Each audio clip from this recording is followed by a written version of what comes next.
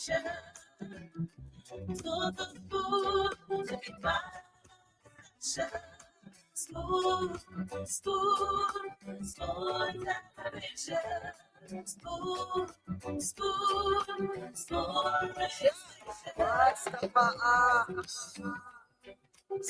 gonna tell you what is happening in Liberia. I'm gonna tell you what is happening in Morovia. I'm gonna tell you what is happening in Africa.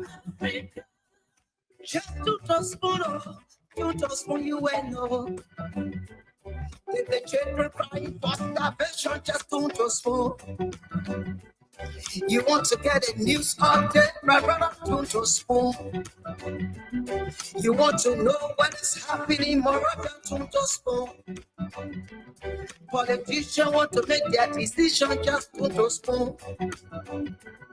You want to know what's happening in the ministry, to spoon. Yeah, to spoon. Yeah, to spoon. You from Bonjama, Maryland, to spoon.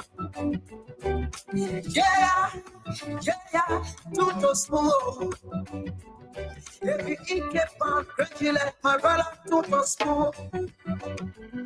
You got a spoon TV, you got a spoon radio, to spoon. Yeah, to spoon. You want to get a news update, to spoon. Yeah, Rastafari. Kilibamba, kilibamba, kilibamba. Kilibamba, kilibamba, kilibamba. What I want? It's what you got to it's what you got to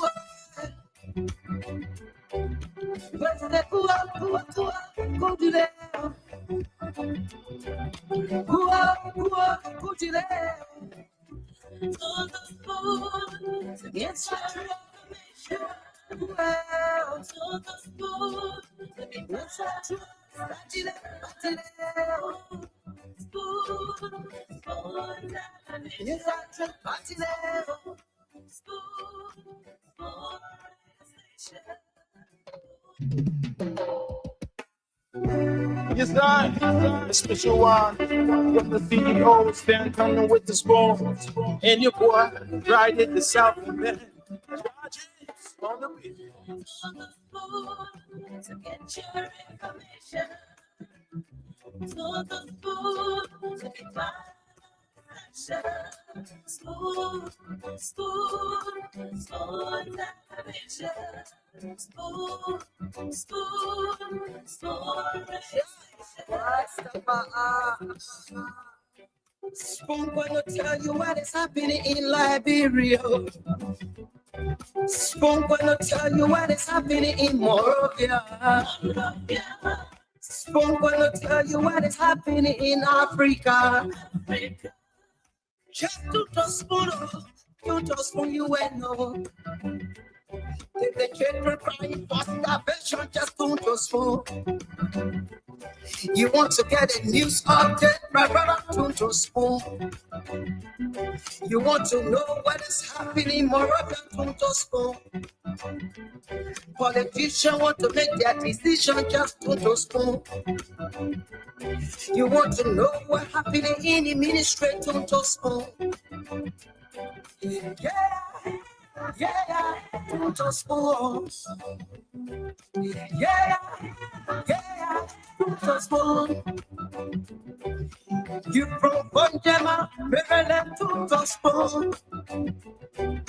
Yeah, to spoon. If you eat keep on crazy like my brother, to spoon. You got a spoon TV, you got a spoon radio, to spoon. Yeah, yeah, Tunto Spoon. You want to get a news update? Tunto Spoon. Yeah, Rastafari.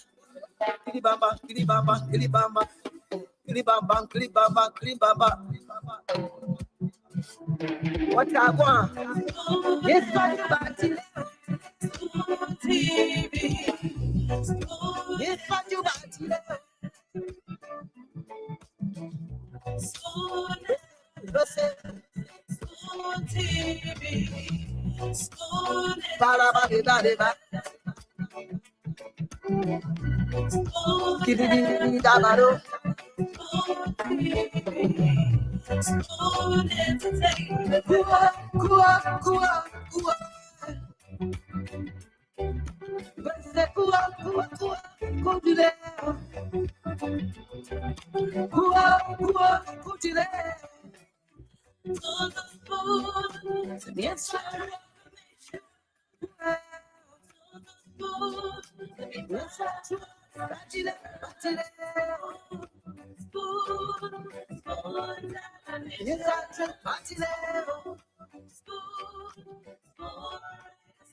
A special one from the CEO stand coming with the spoon.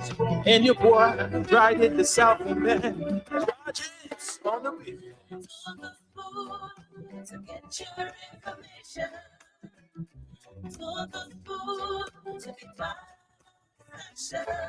spoon, spoon, spoon television. Spoon, spoon, spoon. Spoon gonna tell you what is happening in Liberia. Spoon gonna tell you what is happening in Morovia. Spoon gonna tell you what is happening in Africa. Just to the spoon you will know. Take the children crying for starvation, just to the spoon. You want to get a news update, my brother, to the spoon. You want to know what is happening more than to the spoon. Politicians want to make their decision, just to the spoon. You want to know what happening in the ministry, to the spoon. Yeah, yeah, to the spoon. Yeah, yeah, to the spoon. You from Bonjama, Maryland, to the spoon. Yeah, yeah, to the spoon. If you eat kepa, congratulate my brother, to the spoon. You got a spoon TV, you got a spoon radio, to the spoon. Yeah, yeah, to the spoon. You want to get a news update? Tunto Spoon. Yeah, Rastafari. Kilibamba, kilibamba, kilibamba. Kilibamba, kilibamba, kilibamba. What I want? It's my body. TV. It's my body. Spoon TV. Spoon. Ba-da-ba-di-ba-di-ba. Kidi-di-di-da-ba-do. Spoon Entertainment. Kua, kua, kua, kua. Kua, kua, kua, kudile. Kua, kua, kudile.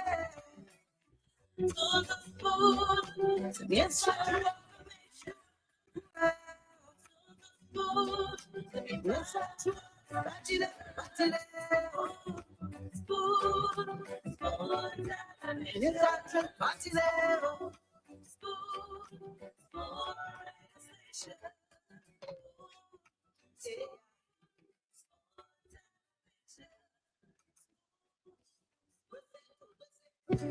Yes, sir. A special one from the CEO stand coming with the spoon. And your boy riding the South man. Rogers on the beat. spoon to get your information. To the spoon to be my session. Spoon, spoon, spoon television. Spoon, spoon, spoon Spoon gonna tell you what is happening in Liberia. Spoon gonna tell you what is happening in Morovia. Spoon gonna tell you what is happening in Africa. Just to the spoon, you will know. The children crying for starvation, just to the spoon. You want to get a news update, my brother, to the spoon. You want to know what is happening more than to the spoon. Politicians want to make their decision, just to the spoon. You want to know what's happening in the ministry, to the spoon. Yeah, yeah, to the spoon. Yeah, yeah, to the spoon. You from Bonjama, Maryland to the spoon. Yeah, yeah, to the spoon. Every keep on congratulate my brother to the spoon. You got a spoon TV, you got a spoon radio to the spoon. Yeah, yeah, to the spoon. You want to get a news update? To the spoon. Yeah, Rastafari. Kilibamba, kilibamba, kilibamba, kilibamba, kilibamba, kilibamba. What I want? Yes, but you back it. Yes, but you back it.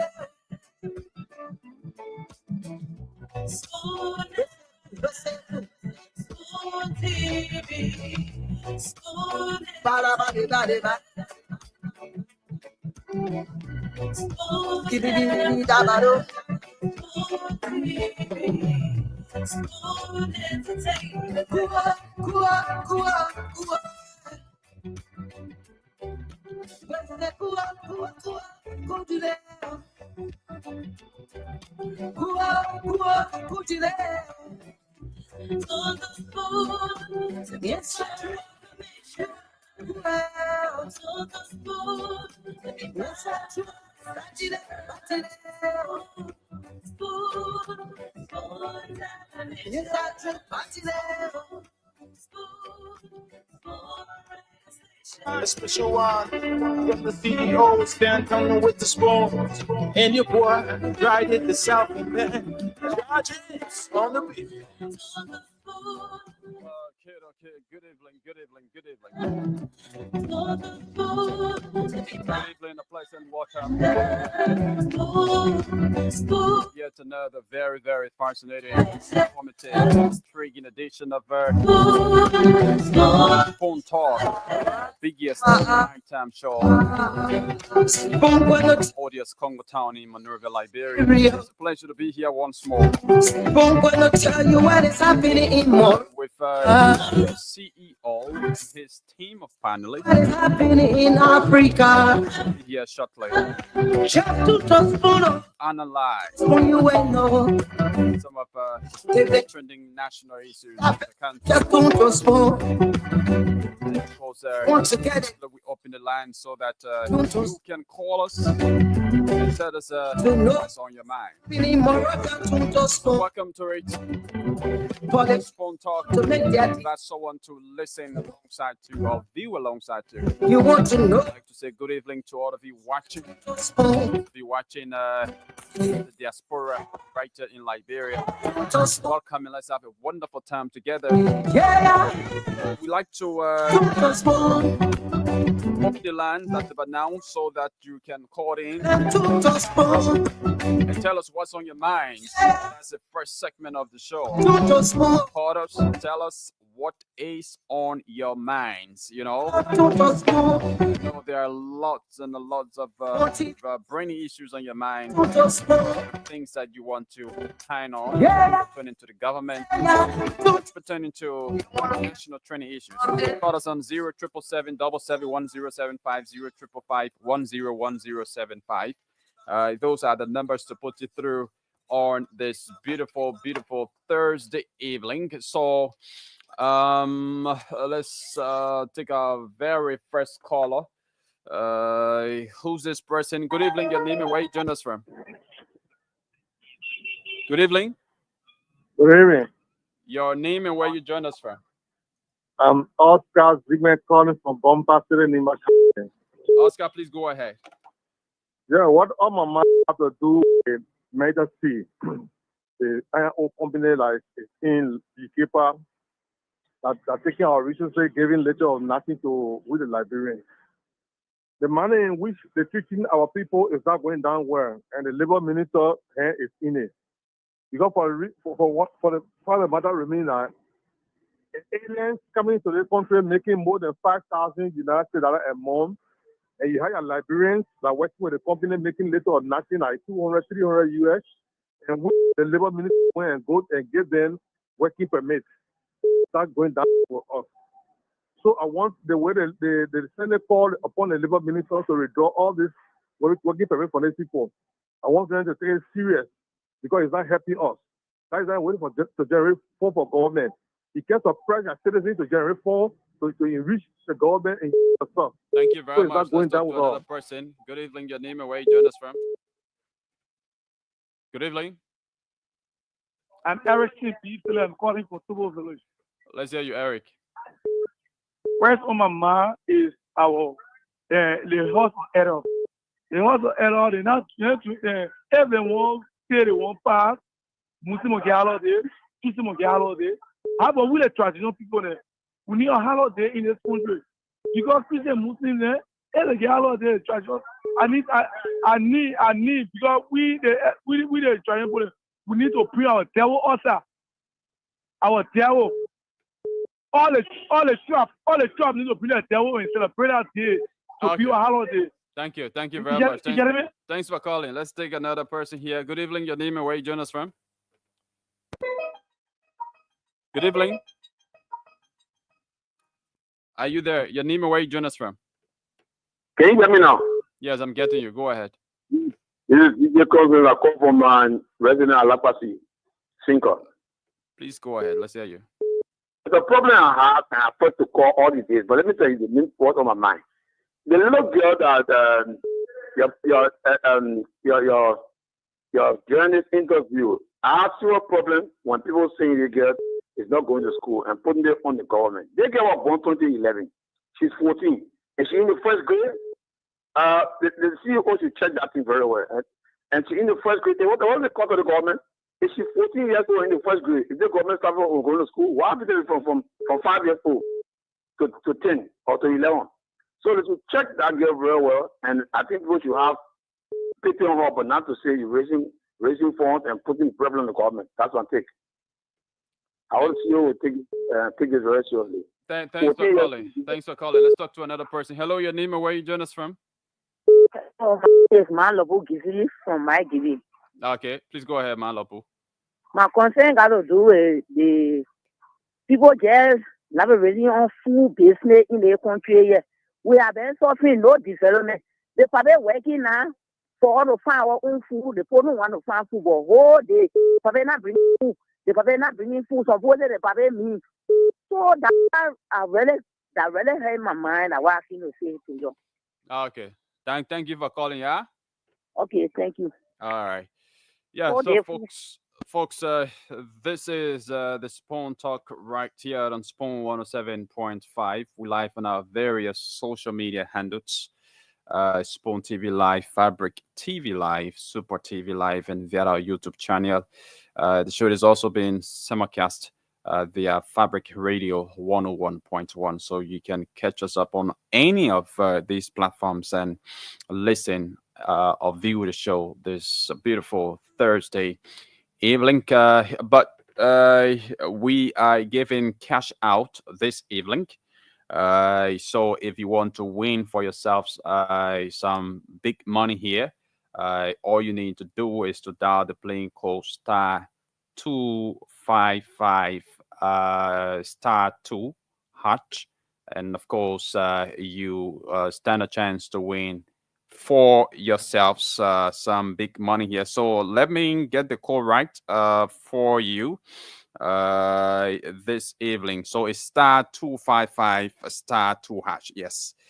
So just dial the call. The playing fee is just 100 Liberian dollars or 50 cents USD. Once you play this game tonight, you stand a chance to win for yourselves 10,000 Liberian dollars. That's the winning prize.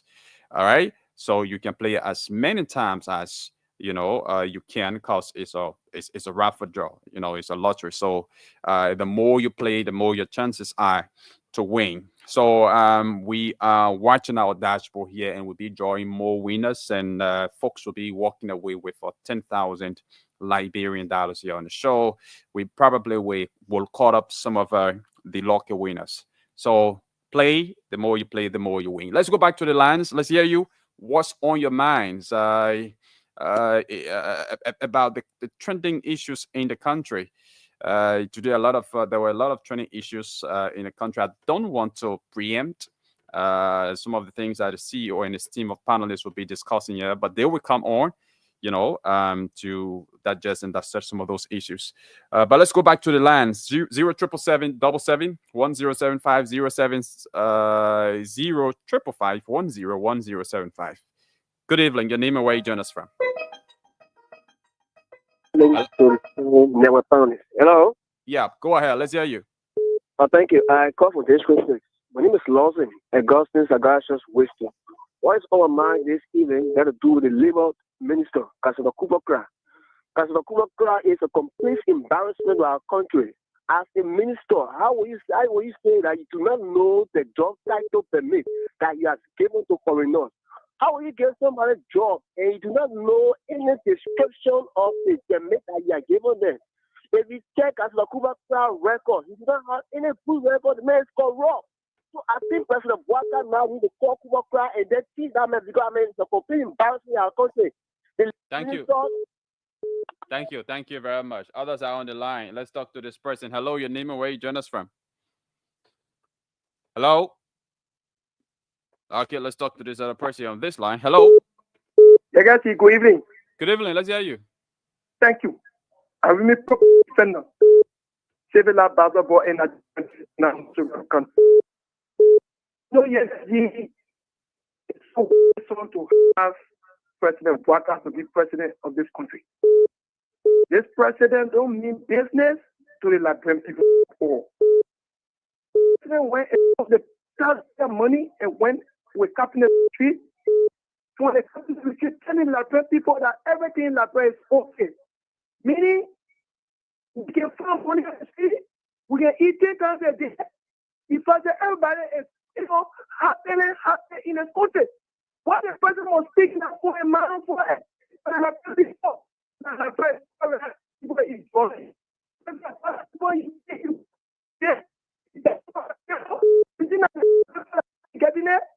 So eating in your government achievement, President Bwaka, with tears. Thank you for calling. Yeah, thank you. Let's take another person. Hello, your name and where you join us from? Good evening to Spoon Elephant family, and good evening to my peace-loving people of the Republic of Liberia, and good evening to you there, my brother Sylvester Choloplay Institute in Liberia. By the way, the introduction, I'm Alfonso A.F. Kamara. I do join this conversation this evening for my peaceful resident to be perceived. Alfonso, please go to the point. Alfonso. Yeah. I had a very interesting and fascinating point today that happened in my community. And I also appreciate the level of work for the level of demolition, and we believe those demolition will lead to placement of roads or good network system.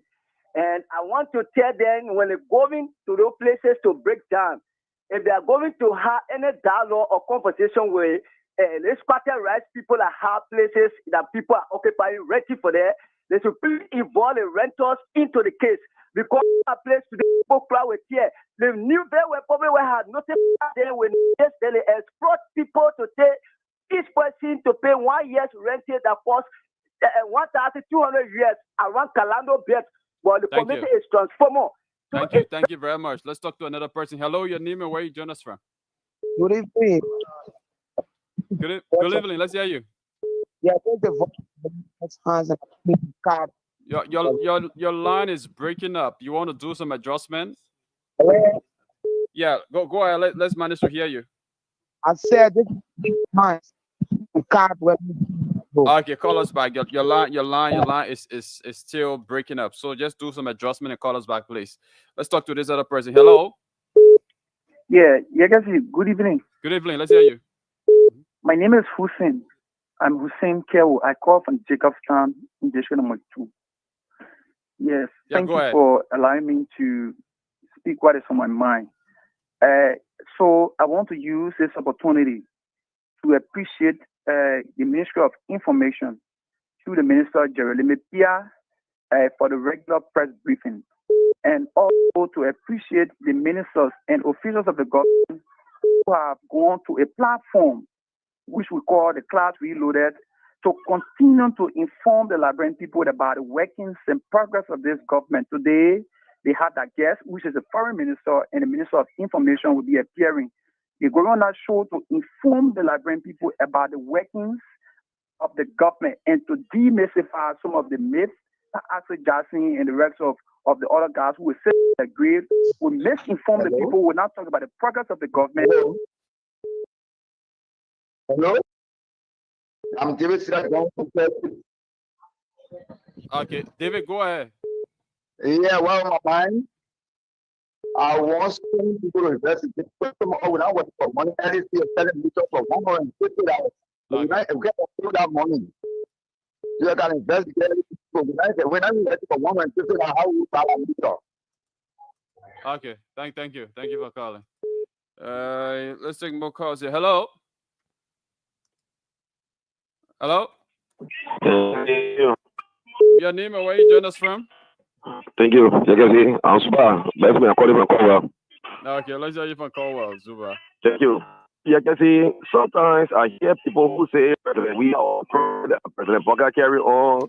It's President, we have past project that he signed before he left. Look, when President we was playing football in this country, all we are aware, they may never even one form in this country. President we was basically making part in Africa here. So today, when he become president, tell Liberian people money and go and do some try to test somewhere and he fail.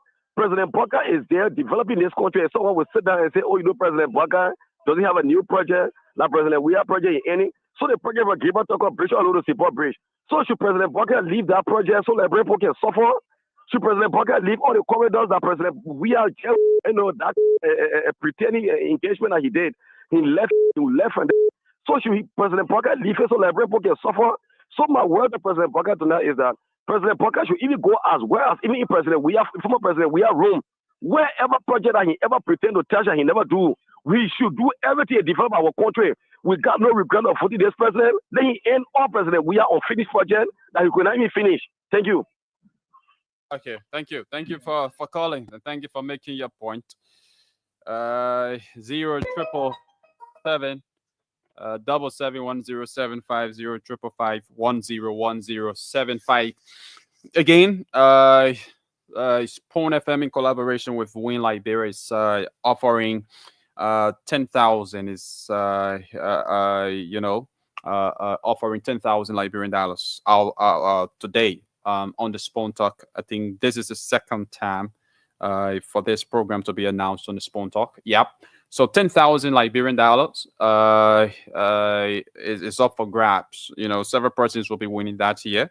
But all you need to do, you have to follow the procedure. You just dial the playing code *255*2#. Once you do that, it takes you to the payment of the playing fee. The playing fee is just 100 Liberian dollars or 50 cents USD. Once you do that, you enter your mobile money PIN. you automatically enter the draw. So it's only unknown star. So you only have to use known star. So that is to play the game, you must be a known star subscriber registered with mobile money. So the more you play, the more your chances are to win, because it's a raffle draw. We'll be doing a raffle draw here, and we'll be announcing some of the winners during the show. But let's take more calls. 0777 1075 0555 101075. Good evening. Your name and where you join us from?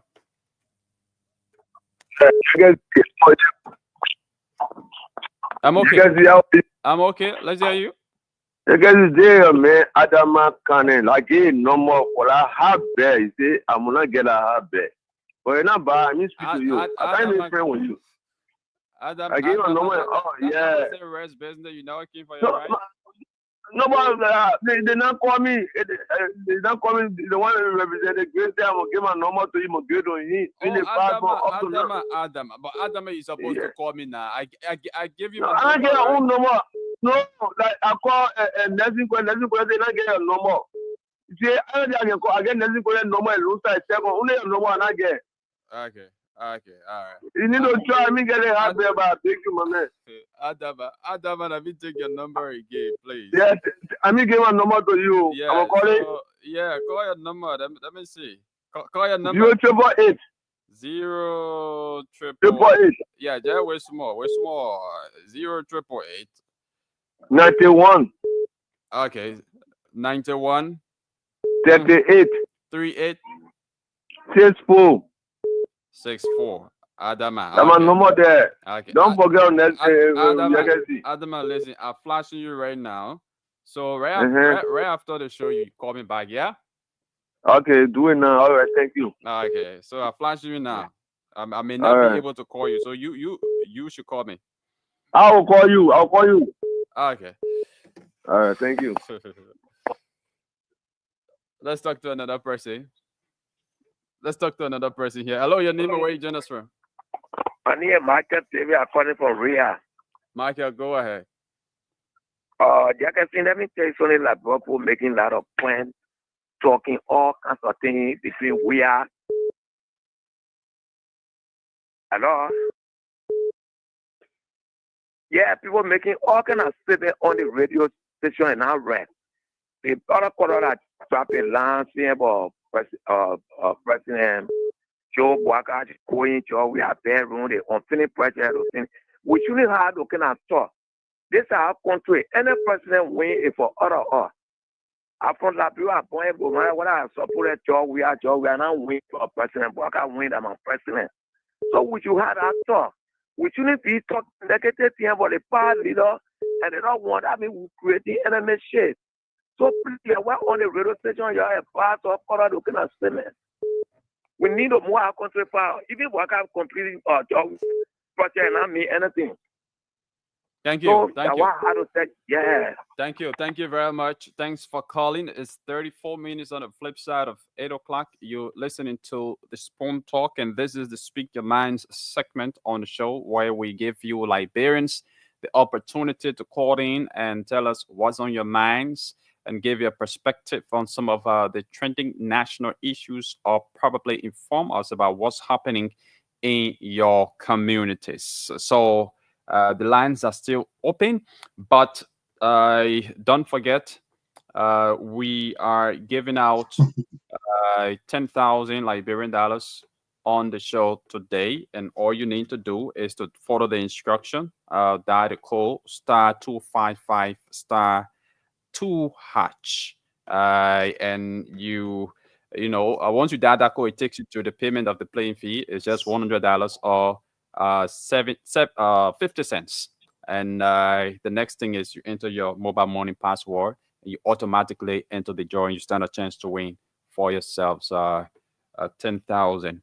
So the CEO is on the show. CEO, welcome. No. Yeah, thank you very much. I'm here with Councillor, the great Councillor, the man that abandoned the country, Liberia, and practicing everything he have learned in another country, Yakezi. This guy He's my childhood friend, but he's the most brilliant. He's better off than the great Serena Cephas. Serena Cephas, you know, he's one of the greatest. But now we get the young Serena Cephas incarnate. And we're going to welcome Councillor Lafayette B. Good Sr. To the Spoon Talk. We will sit back and listen to the people. The people got to talk. The people themselves got to talk. So, Councillor, welcome to the show. Stanton, welcome. Thank you very much. Jagasi. Yeah, man. I mean, the man come over. The man know why I'm coming from Yagazi. I'm coming to the place to, I want to be bombastic. Yagazi. I want to put a man in Ziyara today. You know, Prophet Key? Prophet Key said you put it in Jobo Jobo. So I want to put a man in Jobo Jobo. And the man ran away. But it's going to be a great show today. Thank you very much for holding it down. You are quite correct. We have a lot of commercials. Again, Wayne Liberia is doing the thing. Wayne Liberia. You can place your bet. Let's run over this commercial and go to the phone line, right? Are you done with phone lines? Well, if you say we're done, then we're done. Are you running? No, have you taken phone calls? That's my question. Of course, we have taken calls. How many phone calls have you taken? 5, 4? Oh, yeah, guys. Hey, God. More than 10, I would say. So you only give the Liberian people 10. Hey, yeah, guys. You only give the people that are in the station, yeah, guys. You give them only 10. Damn, you're giving it time. No, you are the producer. Who am I? I decrease my heart and I increase your heart, yeah, guys. You are the producer. You are the man. Okay, yeah. So I mean, let's take the commercials, and if we come back, we can take more calls. Papa. Man.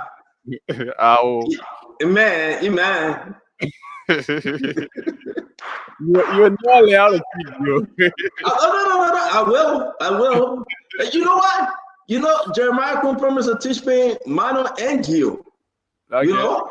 And I heard that he's coming back to the state, by the way. It's part of our conversation. Jeremiah Kun is coming back to the United States. We got Yan Twine in the United States. So all the Mano people and all the Gil people, the Nima Kwado, they are now coming to have a big program. Yeah, in the area of in the New England area. You know, they come to have a big program. And we're talking about that. I want to be talking to the representative here, Bia, you know, the organizing stuff here and there, the Nima people, the representative. Now, they are invited everyone in Nima, or the entire Nima caucus. You can see. And you can name the Nima caucus, Yan Twine, Sam Koga, Musa Belete. Yeah, I heard that Tai Wangbe. What's the other guy name? Yeah, Mark Leon, right? And Mark Leon part of okay. Let me mind my business. Hey God. Stanton come with fire. Hey. No, I apologize. I seriously thought that Mark Leon was part of the Nima caucus. I thought he won the election. I seriously thought Mark Leon won the election. Morris Cody, don't come on here. I'm begging you. This thing here, everything that I registered myself. Bintu Masakwe, thank you for joining us from Maryland. Dennis Wissa Collins, as always, thank you to you. Comfort Jackson, Malu, thank you for joining us, Kevin. But these guys are coming. The Nima Kwado people, they are coming, right? So I asked somebody, can you give me all the names of those that are coming? They said Musa Belete coming. How you call him? Sam Koga is coming. Yan Twine is already here. The vice president, Jeremiah Kwankun, should be coming. I will call him and ask. Mike Blarion, Garrison Yelu. Those guys won, right? No. Edith Bungalow where? Oh, Mark Blarion. Those are the people I know. Direction, say hello. How you doing? All right. I'm super CMC Global Chair. How are you? We missed you yesterday. We missed you that already. Direction, say, I know we started showing you, but you heard that they suspended Fubi Harris. I'm concerned about you. Will ANC suspend you too? I know, right? Let me mind my business. I'm picking you up.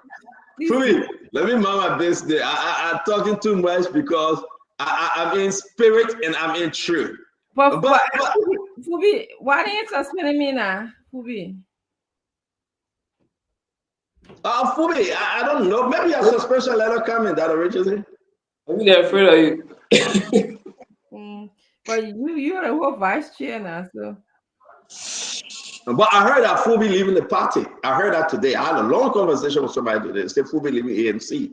That would be our side conversation. Fubi, I'm not putting your business out there. I'm going to mind my business, but this is what we do on the show.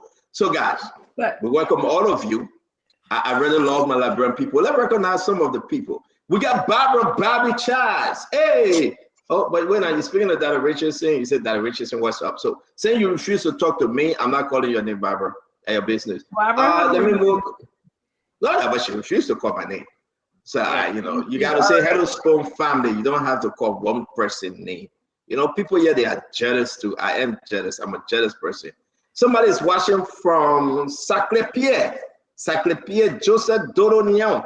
Vera Wallace, how you doing, sister Vera? It's good to see you, my man. John Williams, as always. John, how are you today? To all of you out there right now, go on your Facebook. We got Charles Yates. Good evening to the team. Watching from Broadway tonight. Charles Yates is in the house. Charlie, how you doing, my friend? Emmett Hammond is here. We're going to play Tipo. Speaker Dempster is here. Alfonso, is that the name? George Washington. Alfonso Mesh is here. D-Flats, D-Square. Watching from India. D-Flats, D-Square is from India. Your White is back. Moses Nyokwe is back. The voices of Lawalazo. We got a lot of stuff. Did you guys see asset recovery today? They appear before the House of Representatives. Asset recovery. Can you mute yourself, Councillor? Can you please? Thank you. They asset recovery that the Richardson, they appear before PMAC jury. PMAC jury requested them to appear. They appear before the House, and man, Clark Martin said a lot of tabata will play for you to hear. The message you get 28 active investigation. But everybody remember what the money, they found money in the budget 2024. What did you do with the money? Oh man, the allegation that the money went away. We'll talk about it. We also want to talk about something in the Senate today that was said. Senator Clinton Duncan said something. He challenged the vice president. I will share the clip with you listen to it. We'll talk about it today. We also going to talk about a little update on the monkeypox. We'll talk about it. But our main topic is the SOEs. Why I did not? That Richardson, we have so many SOEs. But where the money going? 2024. Some people refuse to contribute. Some people contribute what they want to contribute. My Liberian people, let me ask you, Amara Koba, where's the money from the SOE going? We get LPRC. We get National Port Authority. We have Labrador Water and Sewer Corporation, the Yama Yama Group, then NASCAR. We have, we can name them all. Richard told that. But guess what happened? These guys are not contributing fully into the national coffer. If it doesn't matter to you, if it's not concerning, then I don't know what else concerning. For me, as a unity partisan, because you live in ANC, why are they not contributing fully into the government coffer? Who is eating the money? And these guys, Aliyo Kamara, these guys need to answer. You collect the taxpayer money, you collect the revenue. You use it for yourself, you are not giving it back. And all the explanation as part of the story. Fedebara is in the house.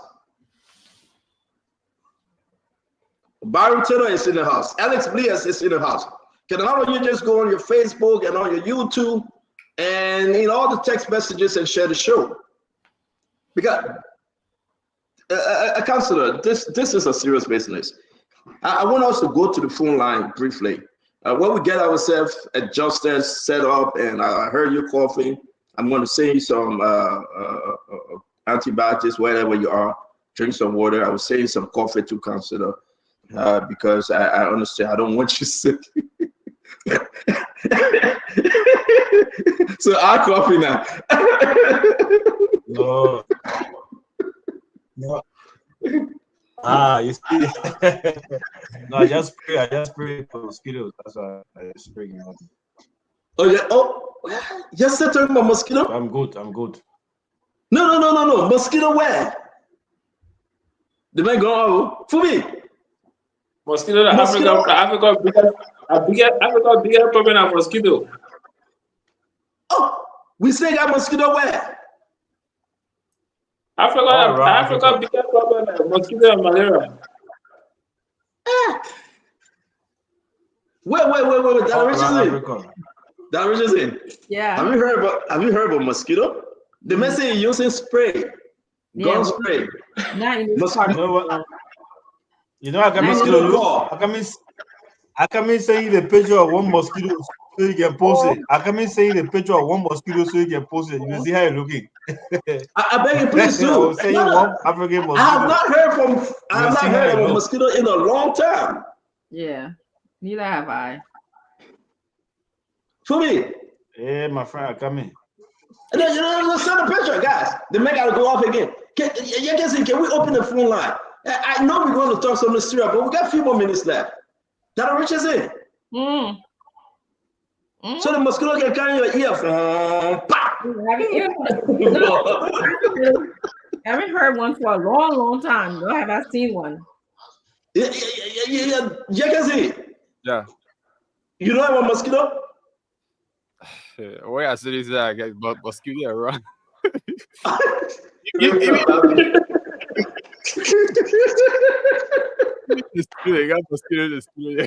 No, Yagenzi, don't do that. We got no mosquito in our studio. Hey, Yagenzi. Yagenzi, don't do that. We got no mosquito in the studio, Yagenzi. You want me to take mosquito picture? Yeah, we take it on the internet. It's not in the studio. Let's take some calls on this. Hello, your name and where you joining us from? Hello? Yeah, your name. Where you joining us from? This is Steven from Minnesota. Yeah, my friend. Talk to us. Welcome. You got mosquito? Even here in Minnesota, during the fall time when it rains, sometimes we see mosquitoes. Oh, yeah? Yeah. Is it like mosquito in Liberia, though? No, not like that, man. I don't think so. So your mosquito here, do it bite aggressively? Do it suck your blood? Yeah, compare the mosquito in Liberia to the mosquito here. You feed it bites like regular flies. So I'm asking you, can you give us the difference from the African mosquito and the American mosquito? Well, maybe the African mosquito can give them malaria or maybe make them sick, but I don't know whether here they can make them sick. All right, but thank you very much for calling and talking about mosquito. Guys, mosquito conversation. We'll take a few more calls. Your name and where you joining us from? Yes, how you doing today? I'm good, my man. Do you have a mosquito in your area? Mosquitoes are in America. The only difference that I know is that the mosquito in America do not carry malaria. The ones in Africa carries malaria. That's the difference. But mosquitoes are in America. Okay, thank you very much. So mosquito sucking you. Do the mosquito in America suck? It suck. Is it a bad suck compared to the one in Africa? Hello? The other guy interrupted the man call. So let's talk to the African mosquito. You can see. Can you open the line and let's see wherever you're calling from, let us know. We're happy to have you share the show. And let's talk about this. But we got a big show today. Why Yakazi open the line for us to hear about the African mosquito, comparing it to the American mosquito. Your name and where you joining us from? The name is Jared W. I'm calling from Springfield, Mass. Jerry, what kind of mosquito you got? In my area, let me admit, I got a mosquito in spring fever. The mosquito there is very severe. The one in LRB is not severe. Imagine in LRB, you can go buy mosquito coil. If you let it, will go outside. They look at it, probably, I will come back. The mosquito coil, feed it, come back in. But the mosquito, yeah, see you. As soon as you spray your room, they go. They will not even turn there again. So they are very similar. Thank you for the opportunity. Thank you. Let Judy Ramos said, Judy, do we have mosquito in Netherlands? But go ahead, my friend, talk to us. Hello? Not virus. West Nile virus is also dangerous. The mosquito in Liberia, Africa gave you malaria. So I think you hear when the outbreak of West Nile virus come, they put a spray all around because of the mosquitoes. So both mosquitoes carry virus, one carry malaria, one carry West Nile virus. So which one we have here in America? The one we got here is the one that carry the West Nile virus. So the one in Liberia carry what? Malaria. So which one you prefer? I don't prefer none of them. West Nile virus is dangerous. Yeah. I don't prefer none. West Nile virus is very dangerous. Go and research West Nile virus. Okay. It's very dangerous. Thank you. Thank you very much. Thank you very much. Again, we're going to stop this fight. Sometimes we just got to go on the other side to discuss issue here.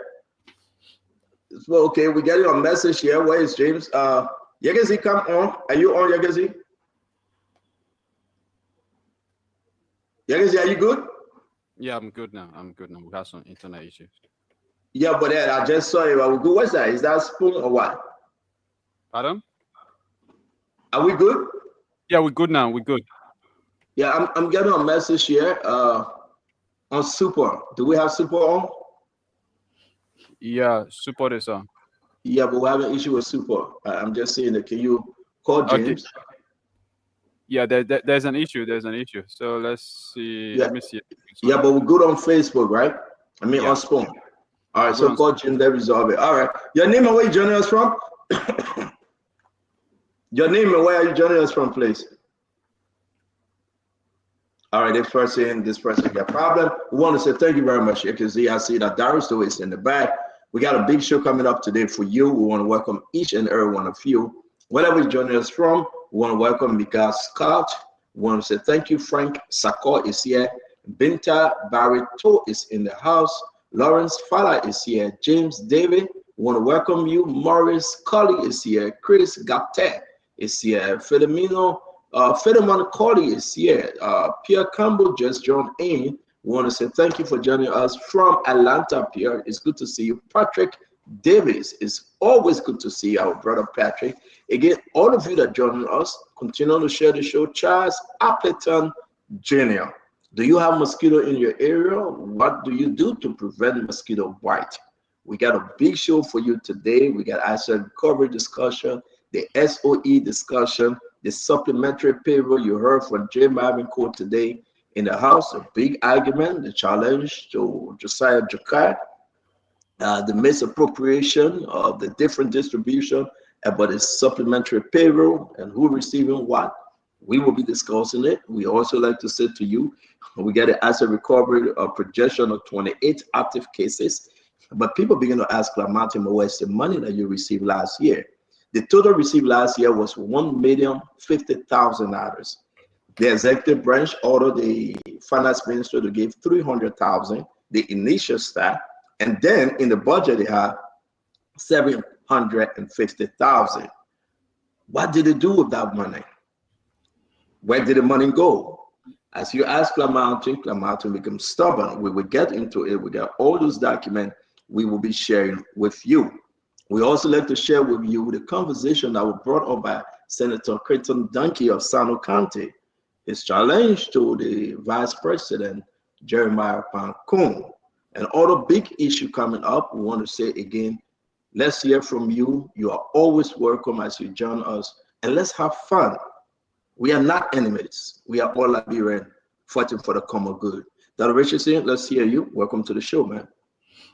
Yes, it's good to be here today. I'm looking forward to having a spirited conversation. I want to just welcome everyone to the show. I saw the tape that Representative Marvin Cole spoke about today when he was talking about the money in regards to civil servants. And I look forward to you playing that tape. I have a few thoughts about that. So that's what I'm thinking. Fubi? Yeah, so look forward to a good show. Good evening to everybody. There are a lot of stuff. Just to roll back on, I think the previous comment the other day, I was just doing some rough calculation. I said they give our lawmakers $45,000 cars every 3 years. So for the Senate, before they leave office, they will have 3 cars, and for the House of Representatives, they will have 2 cars each. So I just did a rough calculation. If you just take the extra 2 cars and the extra 1 car, or let's say one from the Senate and one from the House of Representatives. So 1 car goes for 6 years. For example, one car goes for 6 years. If we amend the depreciation law, you will see that they are within that period. Those cars, the savings there can pay about 500 plus persons within a period of 6 years. But we'll be arguing and talking about giving Liberian jobs to foreigners, and they're not thinking about improving the private sector, but enriching themselves and putting more money in their own pockets as opposed to pumping some money into the economy and driving the key sectors that need some of those money to help the ordinary people. So instead of advocating for Liberian jobs, open the economy up, because you have Liberians all outside of the world working. So if all those people, those different citizens decide to start putting and say, okay, our citizen job, you go back home. Do you have jobs? Do you have jobs for your people in your country? So I don't expect those kind of arguments from our people that sit at the Capitol building. There are a lot of things we need to look at. How do you amend the laws on the books? There are very old laws on the books in the 70s, 60s. They're still on the books. We're still living with them. We're in 2025. Their job should be reviewing those laws and amending them to suit our current day reality and not just relying on those kind of old laws. But we look forward to that. Myself listen to that Mervyn Code stuff. Myself got a lot of things to say on it. But let's move on.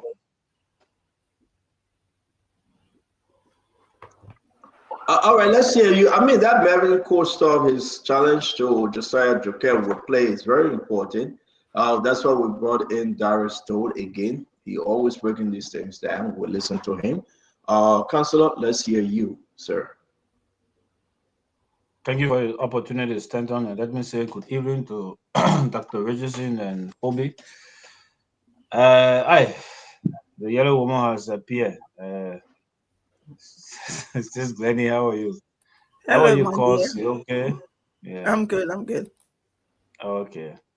So yes, I'm hoping that we'll have a good conversation. Whatever that information you have, Stanton, we will discuss it. The ones that can be discussed, when we have opinion about, we'll give our opinion.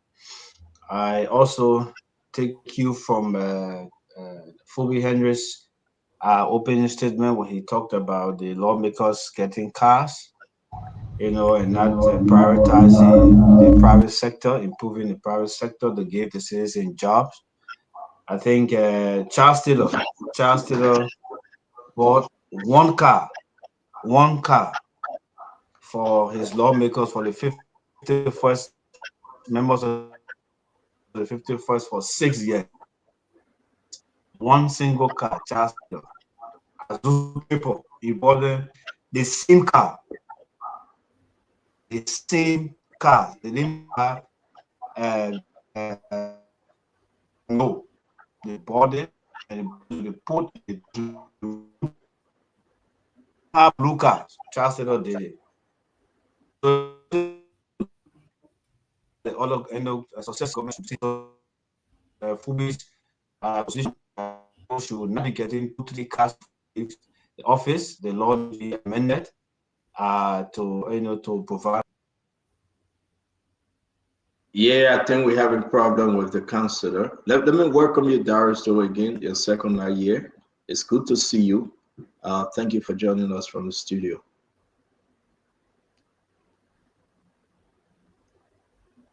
Darius, do we have Yekezi's? Okay. Yekezi is in studio. He got to come on. Is he in studio? Yes, he's there. here. You go. Talk to us. You good? Talk to us. Well, thank you CEO, and good evening to the panelists and our Liberian people. It's my pleasure to be on the show today. I think there are a lot of topics you line up, but then we are here to give our thoughts on some of the issues, the training issues that you highlighted. Um, I like what Phoebe said in terms of his own analysis over the period of time in terms of the 45,000 vehicle of each of our lawmakers, each of the lawmakers, um, 45,000, three vehicle they are living with after their 6 and 9 years. So it's something worth to analyze. Also, we talk about what Josiah Joga challenge is to the CSA's boss, a lot of issues. So we are happy to be on the show. Again, thank you very much. We've been joined by Tamba Agaras and the Honorable Akaris. Most great. Tamba? Yes, thank you, Stanton. Good afternoon to you, and good afternoon to my fellow panelists and to the Spoon family. It's always a pleasure to be here on this show. Sorry I missed you guys for a couple of days. But what is on my mind today? Today there was an announcement. I saw a post. I'm not sure whether the family has confirmed of the passing of the former First Lady of the Republic of Liberia. Were you on the show yesterday? No, I was on the show yesterday. We discussed it yesterday. Okay, all right. So I just want to say heartfelt condolences to the Doe family. But also this week, I know I missed the show for a couple of days. It's really good to see that there's something trending. Spoon is being compared to the class reloader. I know that's also a couple of days, but it's very good to see. We don't have that conversation. Come back. We don't that make progress on our topic. It's no comparison. I mean, we are all Liberians trying to achieve a common goal. Absolutely. Yeah. Yeah. Okay. And what I was going to say is that healthy competition is good, but whatever is good that we are doing to move Liberia forward, I think that's what matters here. So thank you. It's an opportunity to be here. Thank you. Next time, don't miss church. Always go to church on time. Go to Sunday school. Stay in church for the entire service. Receive the benediction. Memorize the scripture. And then with people, then why you laughing? Okay, Deacon. Or should I say Pastor? The Honorable Great, anyway, come here. Honorable Great, talk to us, man. Yeah, let me say, good evening and good afternoon to everyone on the show. My two beautiful sisters, in whom I'm well pleased. Dark.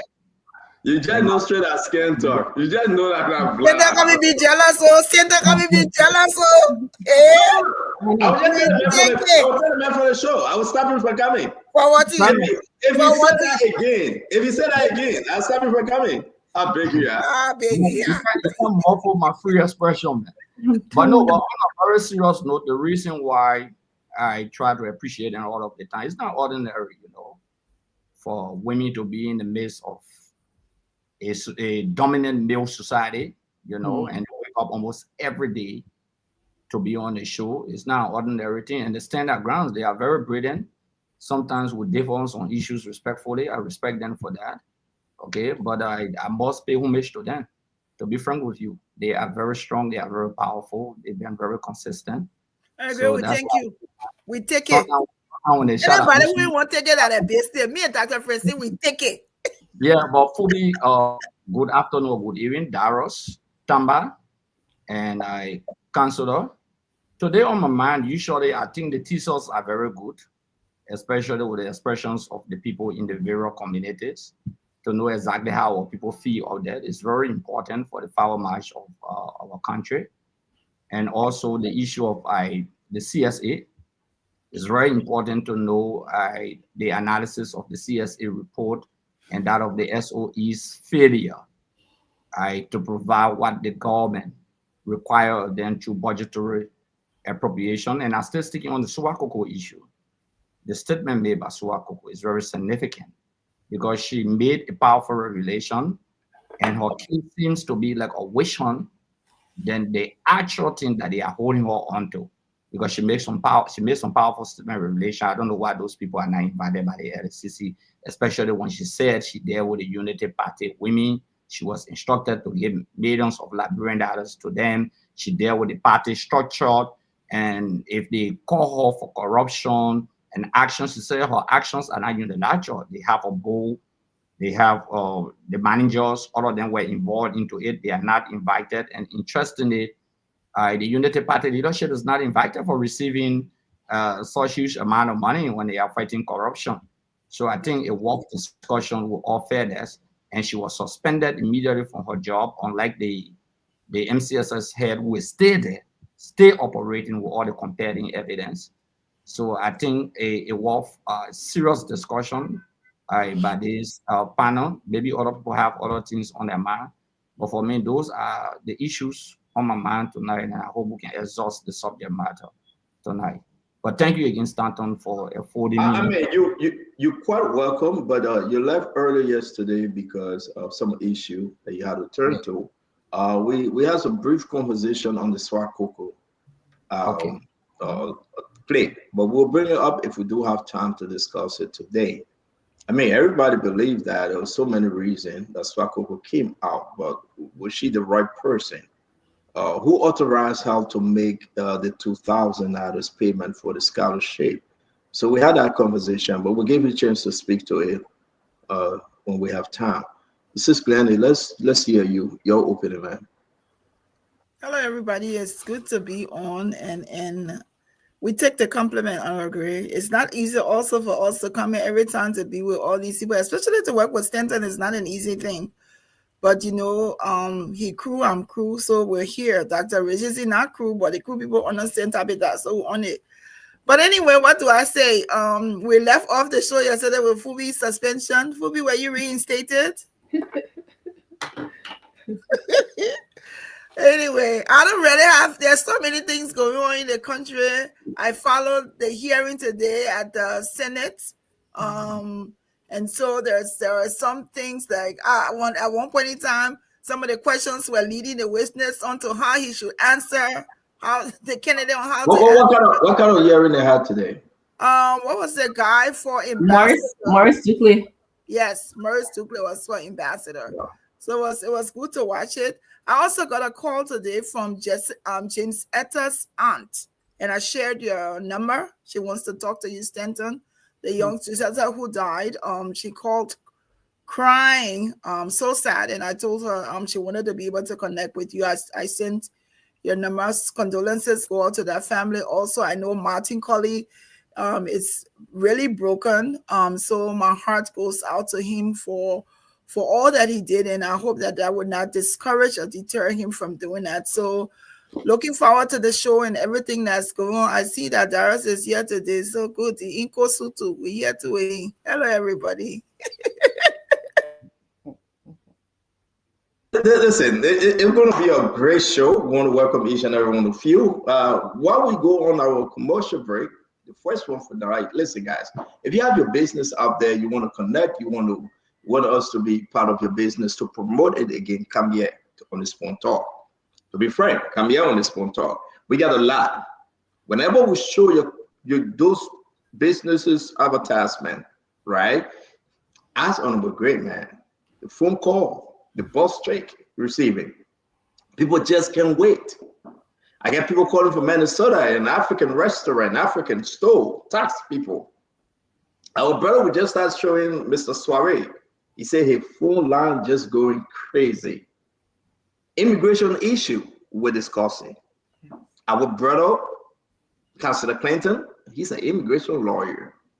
If you get your problem, and he says, stand on, I will sponsor this Spoon Talk too. I'll be one of the sponsors, because whenever we give this announcement, I receive a lot of calls.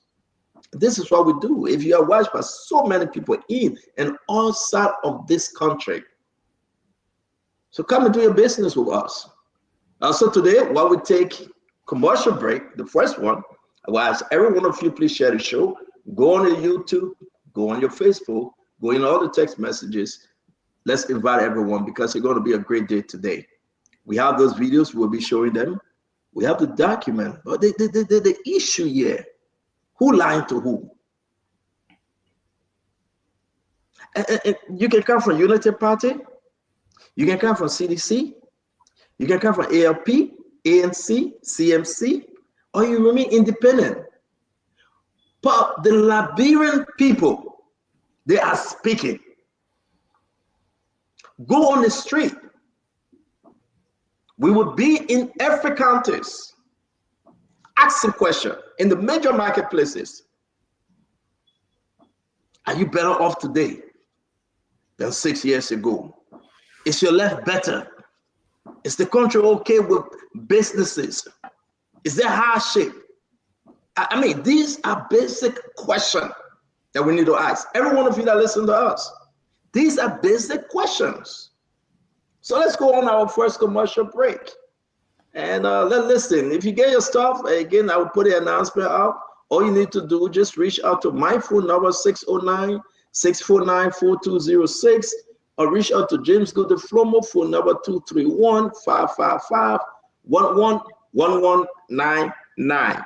We'll be glad to send all your information to the Spoon Network Business Office, and they will talk to you. They will have a good conversation and give you good discount. So we want to say, Lord, we have production of the bus trip premiering at Accra Mall and West Hill Mall, July 5th at the Silverbird Cinema in Accra. You want to see this Liberia movie. It's unique.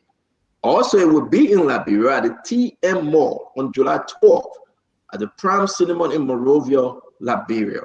Trust me, the bus trip is the new hit in town. You really want to take your time. You want to watch it. It's like, you know, the African movies, you know, it's something like the Tyler Perry. Yeah, in America. If you ever watched the Tyler Perry series, it's something like Tyler Perry. I mean, they did extremely well. But you would, Josh, you would decide and you will watch it. We also want to say we'll bring you, because soiree, the Ken V soiree for Newark. Every little thing you want to do, you have to call this number. You want your passport photo, you get immigration issue, your travel arrangement, you talk about plane ticket and everything, graphic designs and t-shirts, money transfer and financial services, printing, listen, anything you want to do.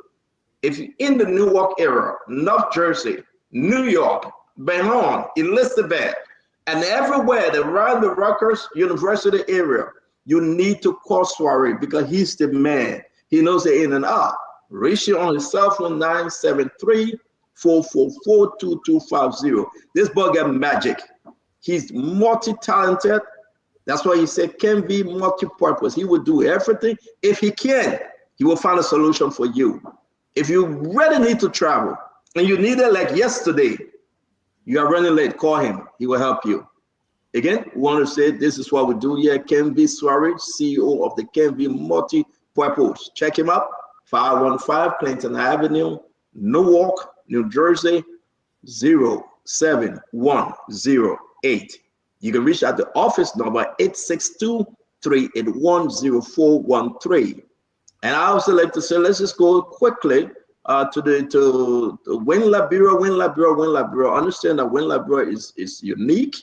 They're telling you got to play right now. If you listen to us on the radio, 50 cents US, $1 US, whatever the amount may be, or its equivalent, you have to try your luck right now. You can be walking away with 25,000, labor take 10,000, 40,000. Again, check it out. You may be lucky. Let's listen to Win Liberia.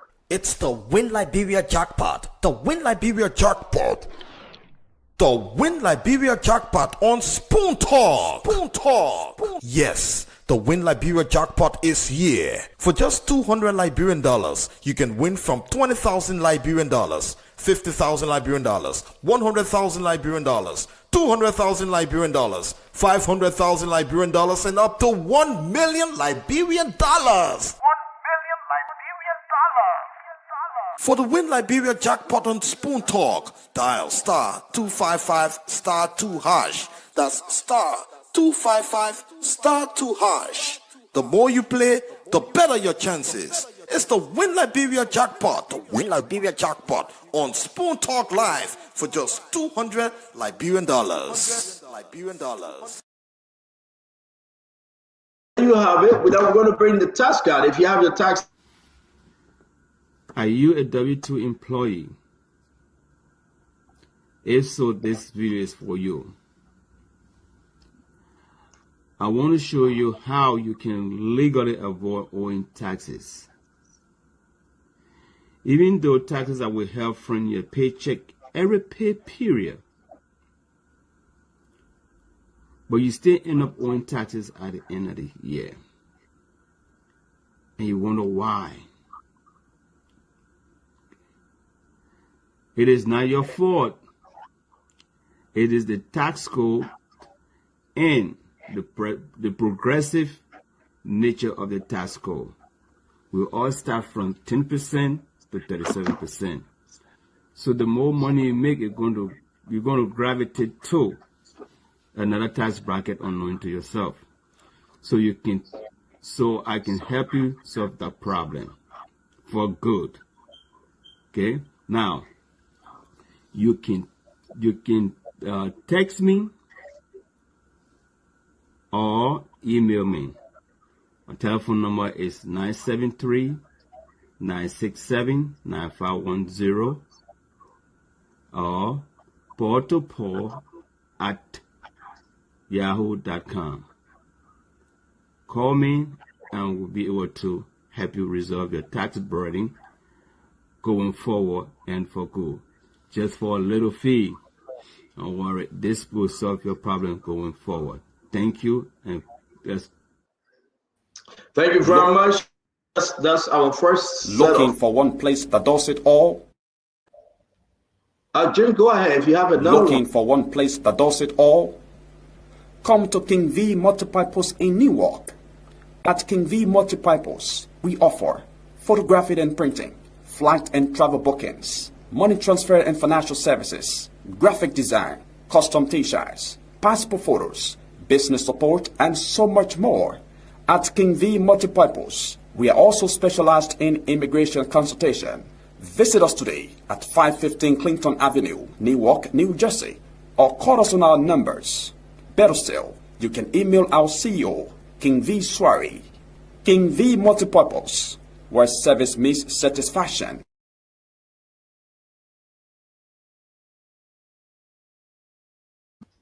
Thank you very much. The first set of our video, again, we'll have to be breaking up on this video because we want to say thank you for trusting in this network and again, sharing with us your business since for us to promote whatever business you're doing out there. Join the Spoon Network. We'll be glad to talk more about your business in Liberia, outside of Liberia, and a part of the world. We'd love to be part of your business. Guys, thank you very much. Let's get into the conversation today. Dr. Richardson, you raised so many issues. We'll come to that, how you call him, the clip from Jim Evan Cole we're discussing. But today, what we have right now loaded, if Jim's want to put it up, that's fine. They are putting it up easy. We have the PMAC jury representative from Maryland. He came up and he said, well, after recovery, the president came back and renewed it, the executive order. But they've been quiet. What's happened? The problem, what is happening, Dr. Richardson? Well, we are not hearing from Councillor Clemente. So he decided to write Councillor Clemente. And they invited Clemente in the house today. And that was a lot was said. One, Clemente said there's ongoing active investigation of 28 active cases, 28. Clemente began to outline, and we're going to play the video. I'm just going over it. He began to outline the different things that they are doing. But he said, listen, we are short on money. We are short. You remember Clemente invited some international experts in the country, and they went live as to what they want to do. The video was there. Darius, you remember it, and I think some of us here followed that. But then people begin to ask Clemente, but Clemente, what did you do with the first money? The big first amount. The total received then on 2024 was $1,050,000. What did you do with the first money? Martin Cordy left. Emmanuel from the EFFL left. Alice Coffin left. Mama, what's the name? The other lady who was his deputy, she left. The president brought a new set of people, but there's no money. He's complaining about money. Clamation complained that, listen, we have, international guys coming in the country to investigate. But I will tell you what happened. The guys came and said they need a contract with the government, Dr. Rich is saying, that anything they find, they should have something of aid. The government rejected. So the question, who are you talking to, Clamation? What did you do with the first money? Do you have any contract? I received information and everything about the 28 active cases. Clamation cannot show them, not to us, because those are on an investigation, but Clamation cannot show them. So it raises more concern. The executive mansion, they are concerned. They are concerned that Clamation just, misappropriate funds from our sources and get nothing to show. People say, but is Clamation working with CDC as an undercover year? You have all these years. No. I gotta tell you exactly. We great. You and your friend, Councilor Cook, can look at me anyway. My man, why? No, because I'm trying to lay this thing out. But if you got call CDC need for me, I call CDC need a goddamn jack. But on a serious note, Clamation have brought nothing. We got 3 more years left. People are concerned about the money. People are concerned about the willing and dealing in the back, and everything is just talk. You say you are actively involved with cases 28. Show us them. Show the lawmakers that they are concerned. Nothing, and people are doubting Clamation. So we will hear from Clamation. Can you put a video up? But let's hear you, Dr. Richard, say overview. You know about asset recovery. What's the delay now? Real quick, and we'll play those videos from Clamation. Well, it's an interesting discussion, and I'm very much open to hearing what he has to say, Clamation, but I want to know what type of cases he investigated. He said that according to you, there are 28 cases. So I'm interested in knowing what type of cases. I'm also interested in knowing what happened to the first set of money that was given to him. I want to see, how it was spent, because after all, it is the Liberia's money, it's Liberian people's money. So let him show us how the money was spent. Maybe give us some itemized items would be helpful. I'm also concerned that some of his employees, they left him, and others were added as well. So maybe if he could discuss his challenges, or maybe it's not a challenge. Maybe it's a good thing that he moving employees around. So all of those questions and comments, if he could speak to it, would be helpful, for us to move on and get some better understanding, particularly about the money situation is my most concern. And I know is asset recovery dead on the Raffle year, Dr. Richardson? What was your deep thought about asset recovery now? Where are we heading to with this thing? Well, I have not seen success stories yet. I have not seen the path in where they're working. They're not giving us the plan. I have not seen or heard. I know he was working with Gracious Ride. We still didn't get no ending, a good hair, no tail. They came in with force and power. They were on the streets of Monrovia. But, I haven't really seen any success stories yet.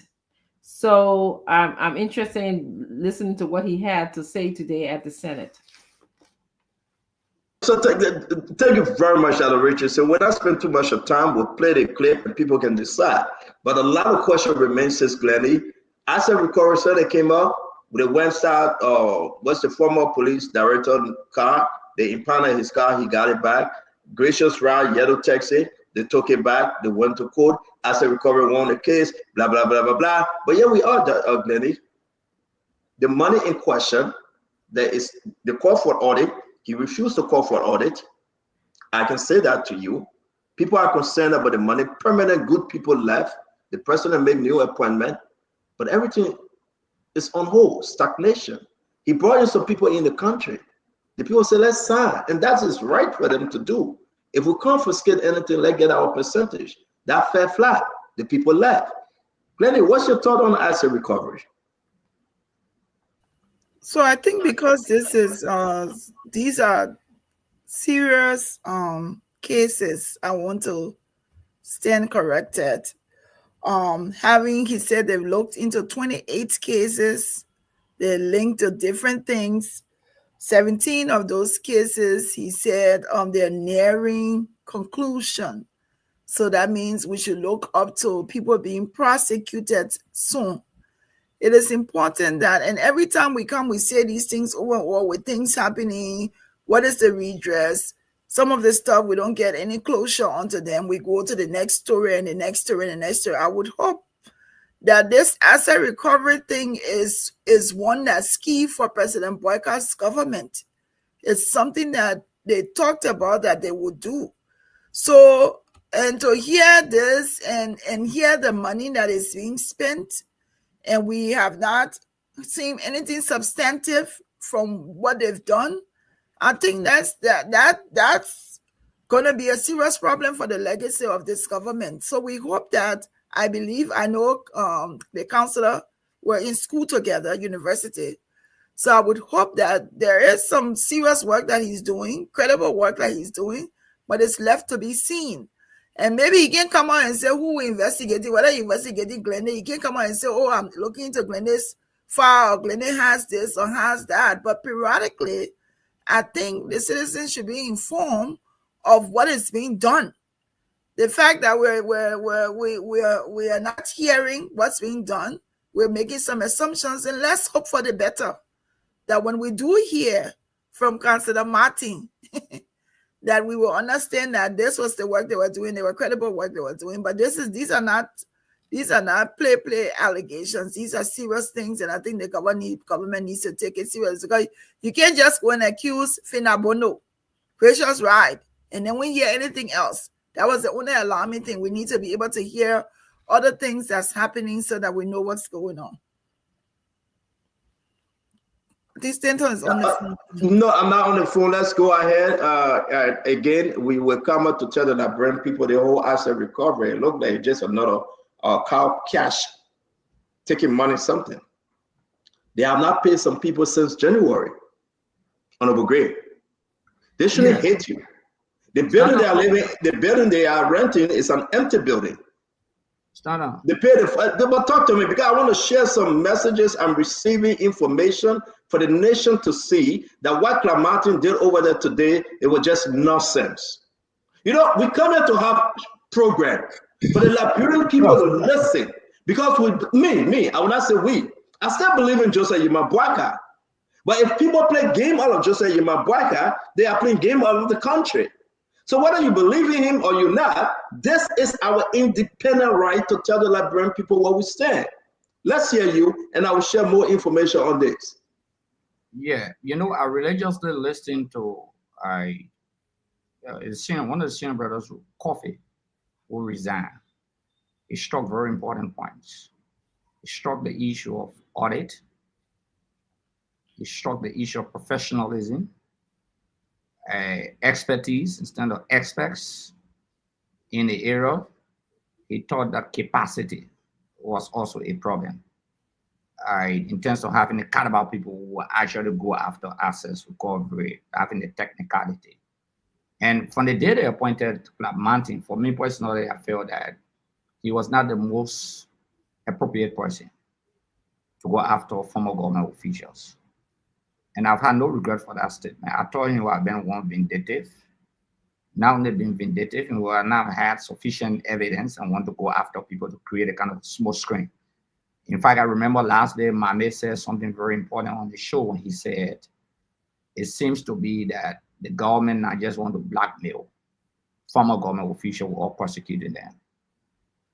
Martin Cordy resigned. The guy from the EFFL had to resign, raising the issue of financial malpractices. Where do they have the office? Right in the campaign financier home at the hotel there in the ERWA area there, near the SKD Sport Complex. So all of these things raise concern, money being used on PR, flyers, placards, office space. So if the assets recovery itself, the entity cannot account for money given to them, and they have not been audited and other people resign, it dams the credibility and sincerity of the team? Or do I believe that the recover assets for national government is important? I believe that is important. The way other countries did it, they were not targeted. They were not specific to a particular administration. They went after assets that belong to government or finances that belong to government across. It doesn't matter which administration or what. If somebody took Liberian government money as far as just a general time and had a place in La Plata, Thank you, sir. they can go after it. Thank you. Okay. Let make this in 1 minute because we got a lot to cover. But stand on way now, my man. But we got 6 people I have not spoken. We got to move. We got to be on fire here. 1 second now. There's just a small screen, and like you say, a cow cash, just to eat some money, cash cow or whatsoever, just to eat some money. And they eat money, they can do nothing. They don't have evidence. They're joking and bluffing. Again, like I said, Honorable Gray, we are saying the same thing here. It is frustrating. It is crazy. The people are they are complaining. They were washing Kramati today, Kaserigu. And they were all, I'm in a chat room, and they were all texting each other. We have not gotten paid since May. And this guy is saying X, Y, and Z. He entered the 1,050,000 and he talking blah. So I will share some of the messages. Talk to me, Councilor, talk to me. Thank you, Stanton. And let me say hi to my other guys that just joined, Paul Kennedy and Tama. Stanton, we started the assets recovery. I just wish you could give me additional 1 minute. We started the assets recovery in Liberia. We got in contact with a group in London. They call them Grand Tonton. We brought them to Liberia. We got in contact with another group they call Adesed Advisory.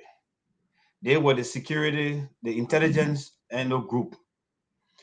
We got in contact with Dwan Morris, LLP. It is in New York. It's a law firm in New York called Dwan Morris. The guy there at that law firm, the senior partner, is called Mario Wolf. We went to the US, and let me tell you, every time those guys from London came to Liberia, we didn't spend a dime on them. The agreement that we had with them was they will spend whatever money they can spend to recover whatever asset they recover. And we'll give them, I think their own was around, I think 25% or so. Liberia, we're not going to spend 1 cent. So all the time those guys came to Liberia, they did not spend 1 cent. And those are one the regret I had about the George Weah government. Because had they allowed that assets recovery to go on, we'll not be talking what we're talking today. So the issue of bringing people to the country and say you pay, well, for us, we didn't pay 1 cent. The agreement that was signed between Liberia and Grand Tonton was no fine, no pay. So if you don't find asset, Liberian get nothing to do with you, not paying 1 cent. Even Dwan Morris, the last discussion we had with Dwan Morris, the law firm in New York, they were about to raise, the guy told us that to raise the asset. He said the assets, let me say this tonight. The guy told us that the asset that is outside Liberia, that he knows, he had been investigating Liberia before, is more than what we even were talking about, the 4.1 billion. And he told us that to recover that asset will cost up to between 50 to 100 million. And they were prepared to raise that money because they have what called litigation funders. Thank you very much. Litigation. We will hold you there. We will hold you there because we got to do another round on this. Councilor Seaford shared that story with us. He came and he discussed it. So let me close it. My brother. Yes. So let me just close. Let me just close to say I don't know what kind of agreement that they had with which our group. I don't know whether it's the same Grand Tonton or so. But I know the people that we dealt with from London, we did not spend 1 cent. Now on plane ticket, Not on hotel. 1 cent we did not spend. Because from the initial agreement, we said Liberia does not have 1 cent, no money. And they said no problem. So if somebody said they got $1.1 million and they're spending to bring people in the country, I don't know. I know. Thank you very much, Councillor. Was the other reports. We had the other reports before the war using. Thank you. Thank you very much, Councillor. We're going to listen to Clamante. But in the chat room, welcome to the show, Paul Kennedy. I want to bring people's attention to this. Look at some of the messages here, right? If you were like us, who have not been paid for February, March, April, and going to May, I think you could have gone to the president. Just know that some of us have some integrity. And there is no this or a year. I have given you my word that you will be paid for February, and I stand by that. Now, I know who talking to who. Okay, let's pause for a minute. Who's supposed to pay asset recovery people? Who's supposed to pay them? Anybody can tell me? Who's responsible to pay them? Lawmaker. Yes, sir. Who's responsible to pay them, Councillor? The government of Liberia. On the last asset recovery we had, Arthur Johnson and his group of investigators worked for 11 months. They were not paid. No. I just want to run record so with the government of Liberia. It was after the dissolving. They dissolved the asset recovery team before Arthur Johnson and the investigators were paid. Thank you, Fubi. Who's supposed to pay them? Fubi, who's supposed to pay them? Fubi, welcome to the show. Talk to us. No, certainly you have to be the government of Liberia. If the government gives them the money, then they have to use the money that was given to them for pay. If it was allocated within the 1.5 billion that you mentioned that was initially given. So 1,050,000 to be exact. Yeah, 1,050,000. So if it was allocated in that for salaries or whatever start paying for them, then they should be paid within that category. If it was not allocated for payment of salaries or whatever start paying, then the government owes them. So let me frank here. So let me frank my fellow Liberian. And we got to come here with some integrity and speak truth to power. These people writing in the chat room, these people complaining. January, February, March, April, May, 5 months. They have not gotten paid. 5 months. What's the explanation of Clamante? But Clamante went in front of the house today and demanded more money. He said he ain't got money. But the 1,050,000, what did you do with it? When the first executive order came out, when? So we got to start thinking here now, right? We got to start thinking here now. Something just not smell right. But let me give you your time, Fubi. Then we'll wrap on this when everybody speak. Fubi, I know you are answering the question. But tell me what's going on with Clamante, or I can play the video, his first video, his second video, then we'll move on. Let me play the first one. Arab 30 suspicious properties believed to be built from government stolen funds have been traced and identified and are currently undergoing investigations. Our mandate requires that we look into the issue of suspicious assets.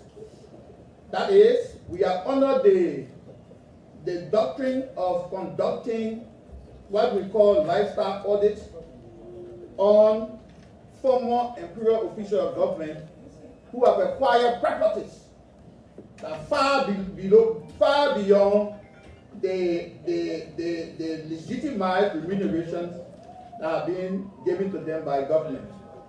So in our investigation, we're happy to report to you that 30 solid properties with sufficient evidence in our possession. So I got something to say. I will say before we finish on the topic. These are allegations on Clamante, and he got to clean it up for me. It's all about the Benjamin, and all road lead to the money. That's why people are working with him today. 5 months now, they say they didn't get paid. You know how many people go to work? They are only 1, 2, 3. Randy Jackson go to work. I can tell you, I can name them real quick. Clamante, he goes to work, all right, because most of the staff, they have reduced their staff functions.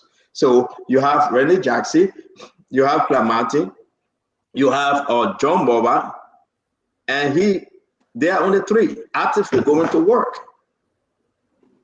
Actively going to work. So people, and I will ask the guys to go to the asset recovery headquarters tomorrow and go live from there. It's embarrassing though, and the president is not happy with Clamati because it is embarrassing. Fubi, talk to me. Yeah, so the whole concept of asset recovery is good. And if for some reason they think they have capacity gap, it's up to them to request it and bring competent people to support. And nobody will come to support without asking for percentage. So that one is it's international standard. Anybody that comes to do such a work, they will want 30% after they have done the work successfully. So that's something that, so if the government is serious about the asset recovery, they have to attract people. They just have to be the negotiation. Whatever rate the person is charging, if it's too high, you can say, look, we can go at this level. Because it's like a win-win. If you don't identify those assets, you lose also. And those who you refuse to employ, they don't have anything to gain. So if nothing happens, nobody gains. So the government should be serious about looking at that and seeing how they can get competent people with the right expertise to be able to probe into that. And the comment about lifestyle, audit and reviewing properties that were acquired over the period that they didn't commensurate with their salaries, that's something that's also good. So on the issue about the amount given to them, I don't know the breakdown of that amount and what it was used for. So I would not want to make any statement on that until they can release, if they can open for an audit or release of a financial report about how the money was used and whatever in line with the appropriation, about the earlier appropriation that was given, then I can be able to speak to that adequately. But I think the concept is good, but they just need to have the right caliber of people with the right expertise to be able to drive into it so that government wins. And at the end of the day, it will serve as a deterrent for other government officials that will also want to follow same. So it's not a bad idea, but you just have to, look at what they did. You must be able to give a fair financial report about the operation for the period that have already elapsed. And if the salaries, if guys complaining about salaries not being paid, if they were budgeted in that 1,150,000, then I don't see why they shouldn't have been paid in the past and they should be complaining at this stage. So those are things that they create unnecessary small screen. Thank you. I mean, it's so alarming that under this government, 5 months now, people working, they are not getting paid. It's so alarming. And Clamati cannot explain Jack. And they gave him $1,050,000. Darius, let's hear you on this one. Yeah, CEO, I think it is important that we discuss this. When corruption allegations center around anti-corruption institution, then there is a problem. It undermines their ability to investigate corruption cases. You cannot be corrupt as an institution and you go for corruption. This is the case with the asset recovery. All those that resigned from the asset recovery team flagged the issue of corruption. You have a budget of $1,050,000. You use $320,000 for office space, $9,000, $15,000 for billboard, and now the employees of the asset recovery team have not taken pay. $1,050,000 have vanished. How do you fight corruption? How do you recover stolen assets? How do you go after people who you are alleging that stole? So I think the asset recovery team at this point is dead. And Clementine is not the appropriate person. He does not have the moral ground, the moral standing anymore to fight corruption, to move the asset recovery team further. So today at the legislature, his presentation, Haena Ben, representing the PMA jury, writing to know how far, where are we with asset recovery? He was never going to come to the Liberian people. You got 28 cases that the asset recovery team probing into. He says 17 nearing prosecution. Where are those 17 cases? Where are those 28 cases? Who are involved? The only most famous thing we know about Gracious Ra and the Samuel Twe and this and that with FIA, nothing. So that's it, CEO. I mean, you raised some good points here. We're going to go to Tamba. You got to hold on, Councilor. I beg. Let the other guys speak, and we'll come to you, Tamba. Let's hear you, Tamba, on this. Thank you, Stanton. Thank you. The asset recovery initiative in itself is something that was announced a year ago, and I think the Liberian people love it so much that this government was going to be going after illicit garden wealth or people who have stolen government money and have somehow managed to become overnight millionaires. And it is still a laudable effort that should be encouraged. The problem with Liberia, everybody has to talk about the asset recovery, what should be done. But the problem with Liberia is not the lack of institutions. The problem with Liberia is not the lack of laws. The problem with Liberia is not the lack of ideas. We have LACC, we have the Financial Intelligence Unit, we have GSC. Now we have the asset recovery that was established by decree. The problem that we like in Liberia is honesty. The problem that we like in Liberia is implementation. The problem that we like in Liberia is accountability, holding people accountable. And in the criminal world, the white-collar criminals, as you are trying to put guardrails or to try to trace their asset, they are 10 steps ahead of you. They are moving their monies. They are changing ownership of their properties. They are doing all of the things that you will not be able to trace those assets. It's been close to 2 years that hasn't happened. Look, the presidency is an institution. Until the president can have people around him who will say, Mr. President, we are missing the mark here. Mr. President, based on this performance benchmark that we set for ourselves, the asset recovery team is not working. It's not delivering. Mr. President, you need to remove Clark Martin. Bring in someone who can do this work. Mr. President, we need to act. That's what we need, Stanton. We need action. We need to move. If we want to end the culture of impunity in Liberia, if we truly want to go after assets of people who have stolen Liberian people money over the last 10, 20, 30 years, the expertise is there. The firms are there. The partners are there. We need to act. We need to be honest with ourselves, and we need to act boldly, Stanton. Thank you. Thank you very much, Tama. But Paul Kennedy, welcome to the show on asset recovery. Let's hear you. Thank you, Stanton. We've been a year now into the whole asset recovery process. And I say good evening to my colleagues on the panel, and good evening to the Liberians who always follow us to make this show a viable one. A couple of my colleagues before me have already said, flagged the issue of the credibility issue with the asset recovery team itself. I think this is the second institution of leadership. The first set of leaders in the asset recovery, half of them resigned, including my nephew, Martin Colley. In fact, Martin resigned. He didn't only resign, he also flagged the issue of his dissatisfaction of how the asset recovery team was proceeding. I mean, Martin, he even made a lot of publication on that.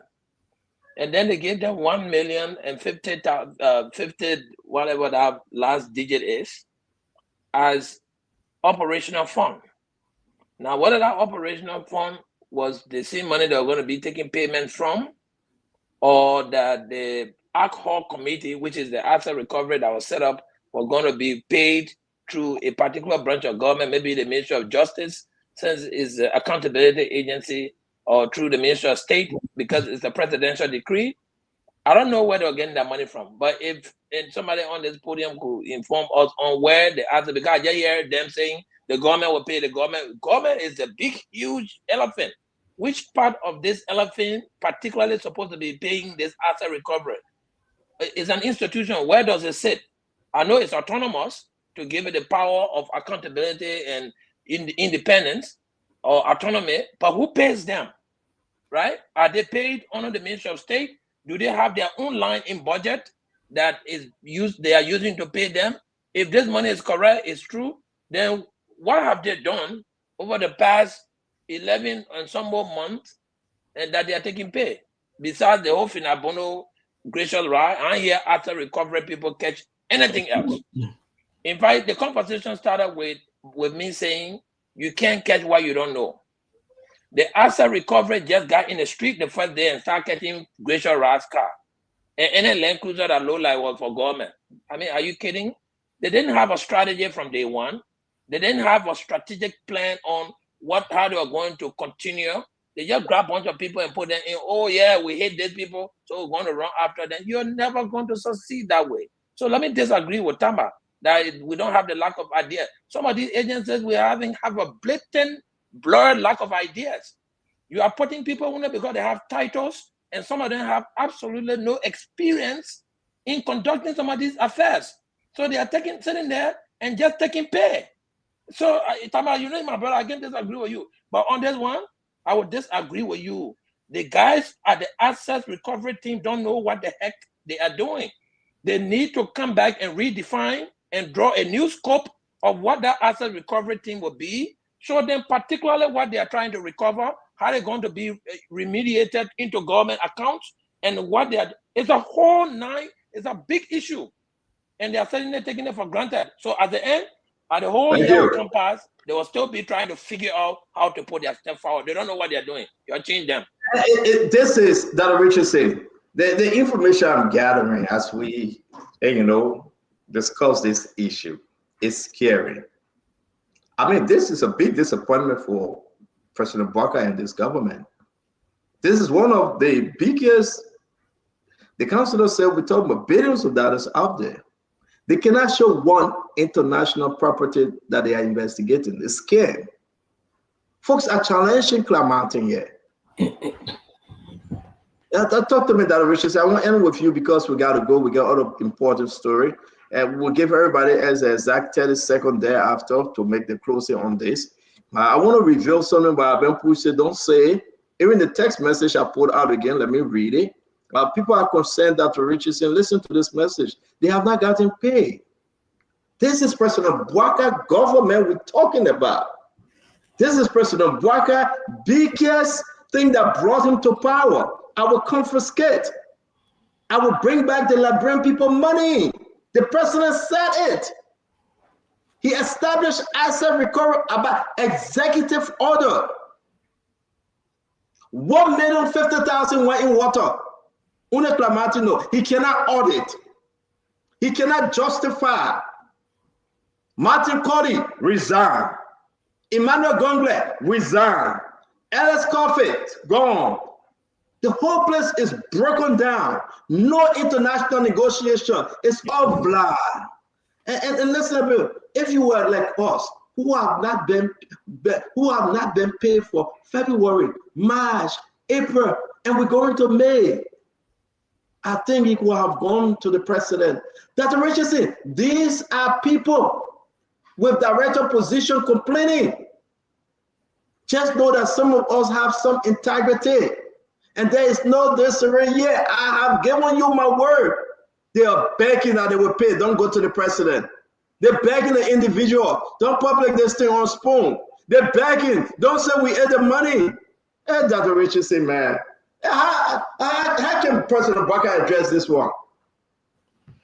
Yeah, this is a tall order. But, the question is where in America, they can say, where's the beef? Where's the money? Let's follow the money. Clark Martin, in his comment that he said here that you played, he said he got 30 properties he investigated that was suspicious. And he was able to trace and identify and have sufficient evidence to state that those properties were stolen from the government. He also said that he audited former government employees in terms of their lifestyle audits. So this man said he's telling us that he did all of this work with just 3 people that he's working with. That's what I wanted to know. Okay.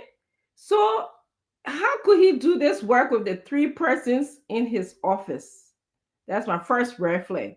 Then The second red flag is the people in the office are saying that they are not getting paid. So where is the money? Where is the beef? Where is the money? Then what if, as Darius Doe said, what if the legislature were not going to call him? You are just going to sit down complacently where he is and just, work according to his own order, his own style, to get paid and, do whatever he wants to do. $1 million is a lot of money. Ain't no joke here. $1 million can do a lot in our country. So, I mean, I don't know how President Barker will address this, but I have not seen any success stories. I have not heard any success stories. And it's grounds for him to call Clyde Martin in and have a conversation with him. That's where he can start from. And, if there's no production, Clyde Martin should assess himself and say, I'm incapable of doing this work. I can't do this work. And be honest with yourself. Come with some kind of honesty and integrity and say, this is out of my area. And then resign. Do the honorable thing. Resign. Thank you very much, Dr. Richardson. First of all, Dr. Richardson, I think we should call for an audit. I think people got to go in there before this man resign, before the president asks him out. Let him know where the money. How did he spend the Liberian people $1,050,000? It will scare the heck out of him. I really want to play some clips, but if I do it, it will be damaging. Glenny, the message I put out, I will call who name on that message. I will just call the name. It's Randy Jackson. Randy Jackson is with asset recovery. He was back and forth with some of the folks, demanding the money. And I called the name. You can ask him. Somebody tag him. Somebody invite him. Randy Jackson. They're back and forth in the chat room. They are complaining. Randy saying that, listen, I got some integrity. I mean, it's embarrassment. This just came out. It just came out in this month, May. It just came out this month. But you guys know Randy Jackson. I'm calling name now because people think that, somebody just made up text message. I can put the whole thing up. I don't care. But how can Clyde Martin lie? Glenn, give me a close up on this one, sister. So, like I said, Clyde Martin is a lawyer who is well known, and we hope that he is not engaged in any clandestine activity that's going to tarnish whatever reputation he has. I would hope that the senators will follow up with him, call him back again tomorrow, especially if people have not taken pay and that amount of money was released to them to use. This is concerning.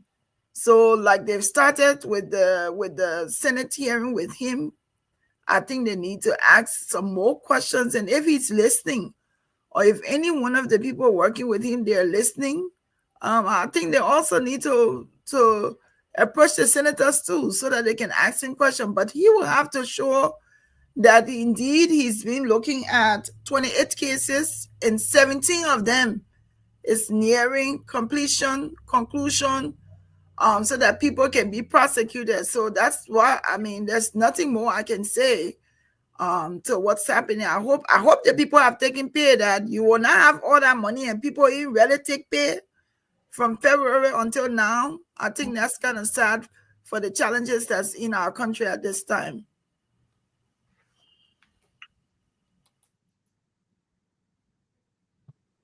I'm going to jump over you purposely, Honorable Gray. I'm going to go to Martin. Something coming in I want to raise because I want to hear this from you. You were there before. But to set the record straight, Mountain, the person that stands as oversight on an asset recovery, that's Steve Sequoia from the executive mansion, right? That's Steve Sequoia, right? He has to know all these things. You guys know Steve Sequoia. And the thing is that the $1,050,000 It was for salary and operational funds. So if for 8 months, they have not worked actively, and for 5 months, they have not taken pay, but Martin is saying, we don't have no more money left. A lot of double dipping took place, and we'll come to it. Martin is saying, we don't have no more. So what did you do with the money? Why not, for Steve to be fair with the president and the Liberian people, call for an audit? You know what? I'm not jumping over Gray again. Let me just hear you, Gray. Then we'll go to Councilor Go here. Look, let us establish a few facts. Fact number one is that the assets recovery team is caught into a process of corruption, a process of integrity. For the fact that from day one, there have been an accusation by appointed members of the autonomous agency created by an executive order, it means that the institution credibility has come to question. These are not just ordinary people like ordinary workers. Almost 30 different persons were appointed by the president, question the credibility of the chairman and the abuse of the funds. Paul asked a very important question here.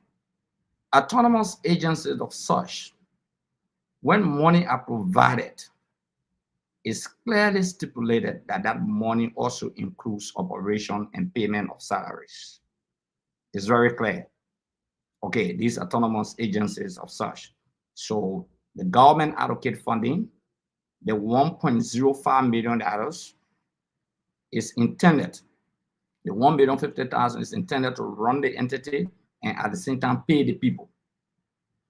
Government does not have extra money for the fiscal year, except there's a recast or supplementary budget to add up onto that. And the government has not reached that level. So are you telling me between January of this year to May, that was January, February, March, April, May, the money finished, they consume the money? What's the credibility of an entity that use $1.05 million United States dollars of paying the workers for these months? They waste the money on office space and get kickback. And you come with a kind of a big public relation that are running beyond 30 properties. In fact, some of the properties, government people, they use government money to build the property and all of those things. Then you see some in Dubai, you finish exposing some in Dubai, some in Ghana. You know who said it? If people really get property in Dubai, Africa, and Ghana, you ain't even calling you announce it. You don't think they will go sell it? Where you will get all of it? If you really a professional, he exposes. Thank you. Let me make this 10 minutes. We got to close it. Thank you, Chief. The error of the entity itself. It doesn't worth any credibility. I don't even think they should get them $1 because they account for the money they give to them. Let me bring in Fubi. Sorry, Councilor. Councilor, let's hear you. Thank you, Senator. So the first thing from the very beginning of the establishment of the team, I think there was a mistake. The president should have set up a team to speak to the whole asset recovery team to know what progress they made, what were some of the challenges, and and how they could restructure it to ensure that they were successful. I think that was not done. The second part is that the asset recovery is not an audit institution. Liberia has a conviction-based asset recovery regime. Before you get asset from somebody, that asset must be traced to the commission of a crime. The person must be convicted of that crime first before you can condemn that property for confiscation. And there's a whole process.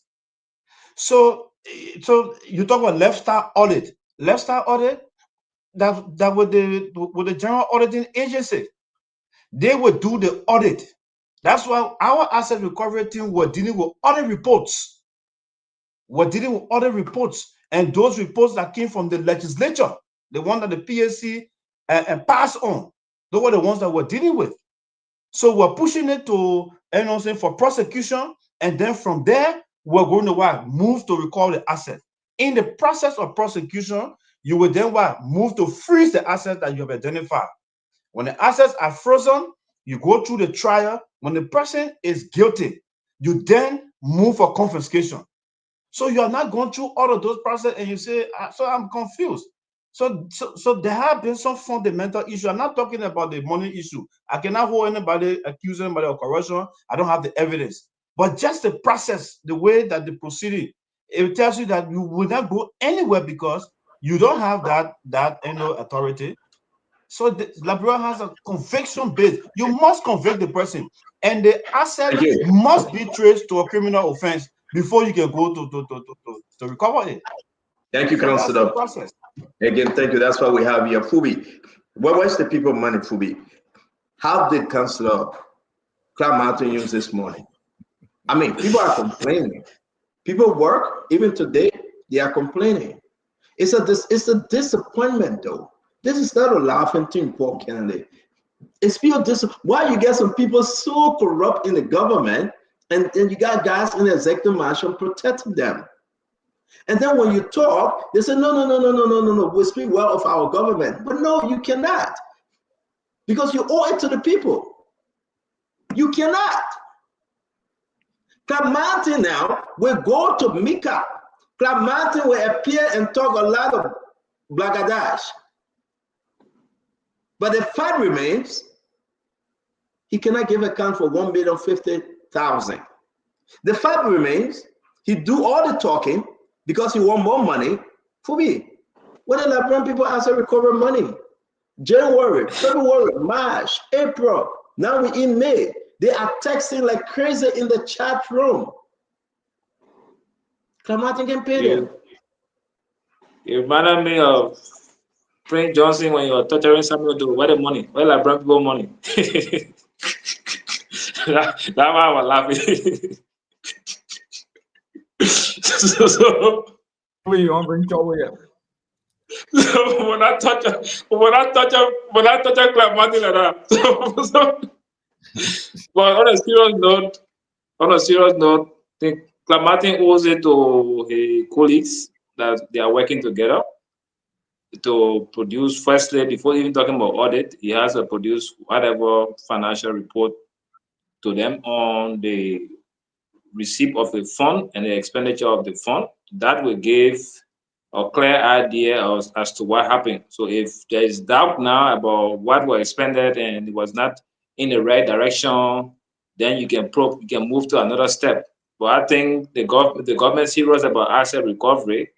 The government needs to ensure that firstly that the guys are captured in the budget and they are funded properly, and they should have the right expertise. And to disagree with Paul when you were disagreeing with Tamba, I don't think Tamba meant that there is the guys on the team are 100% competent, but there are competent people around. So we are not sure of that.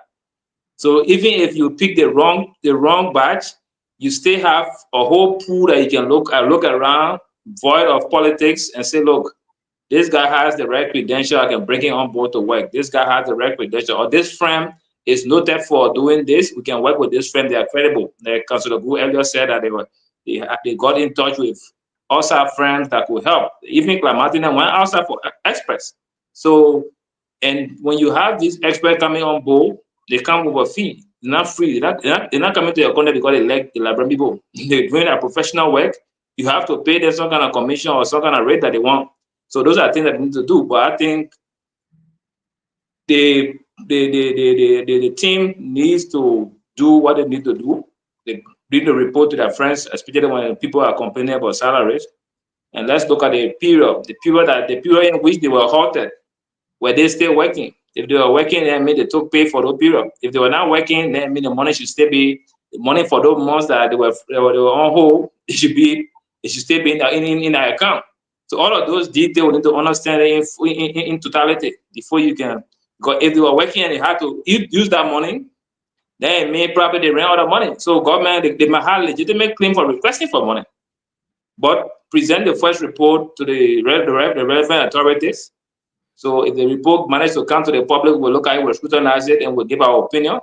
But at least present a report to the president, and give reason why you need additional money. And if it makes sense to them, they can pump in money.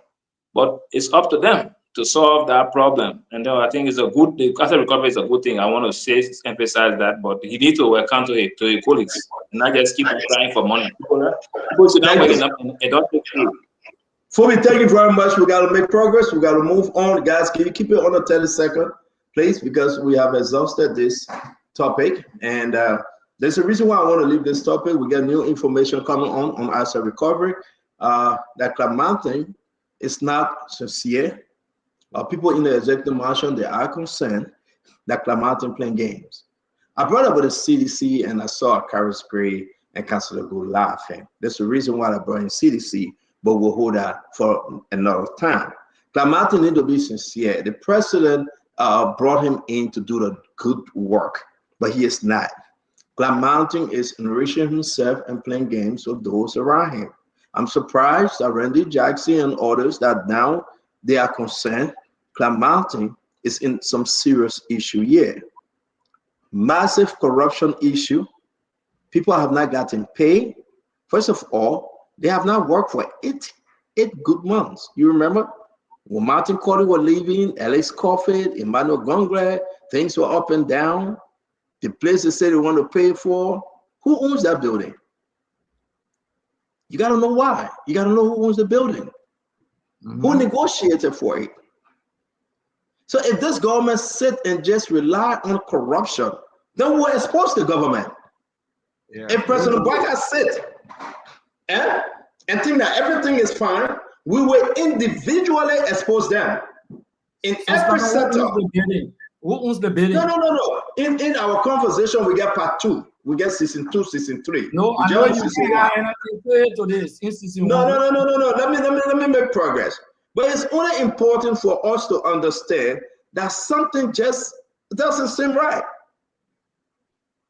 And if the government will sit and allow these things to fly, then we will expose them. You may not like me, but this is what I was built for. I'm not working in government. I don't want to work in government. I have friends and family, but we got to tell the president the truth. So help us, oh God. Clamanthing need to tell the Liberian people, how did he get that building? The negotiation for the building. Clamanthing need to tell the Liberian people, what did he do with the Liberian people money? The first money given to them was $300,000.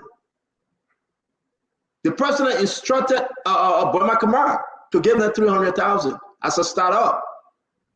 In the 2024 budget, $750,000 is there. The money have to pass through Steve Stikwa from the executive mansion. Who are the rings? Man, y'all don't do this thing, man. We're talking, and the Liberian people will listen to it because they deserve better. But guys, let's close on this thing. You got 30 seconds, say your own, and then we'll move on. Yes, CEO? Yeah, Darius, go ahead.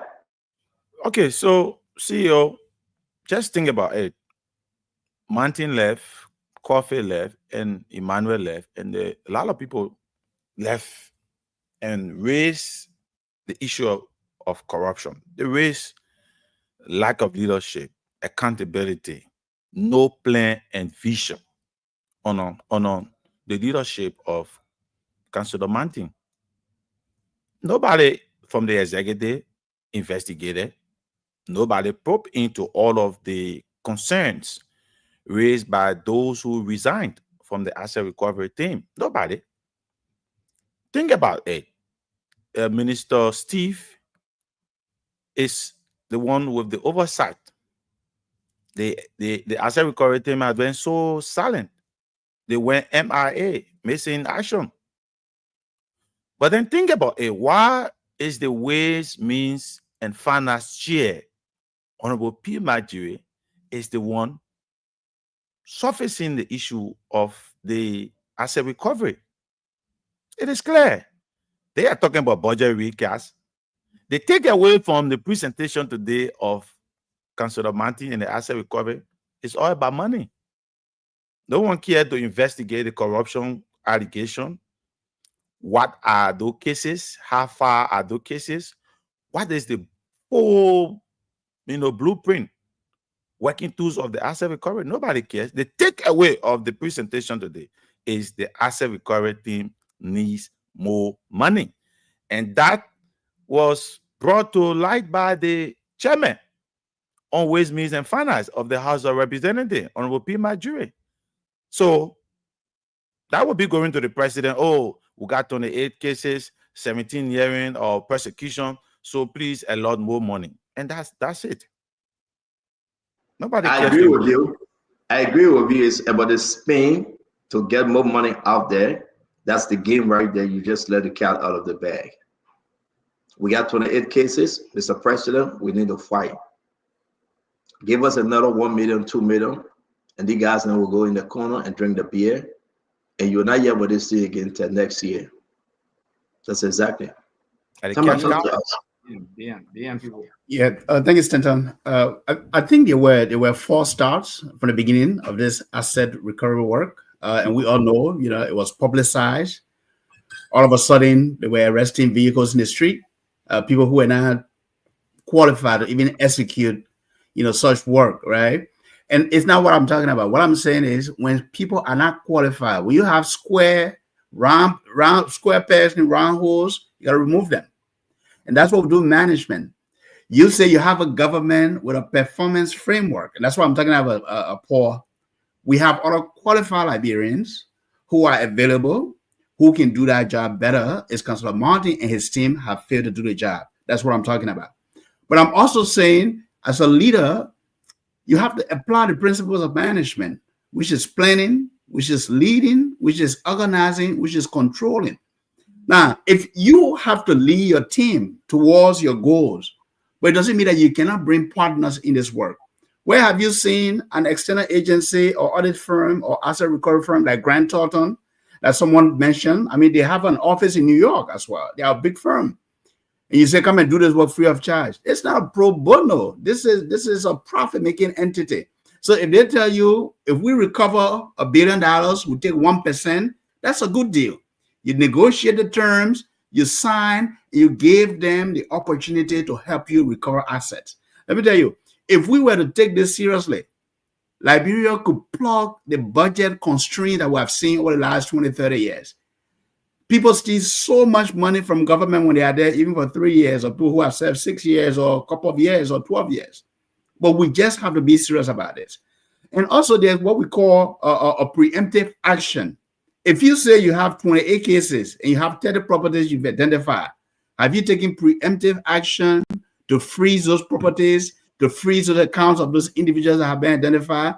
I think there's still a lot of questions out there. But we are still hopeful that this work needs to continue. And if Councillor Martin and the others are not, the right people to do this job, then the president should act and bring in the right people to give the Liberian people hope to recover our stolen assets. Thank you, Stanton.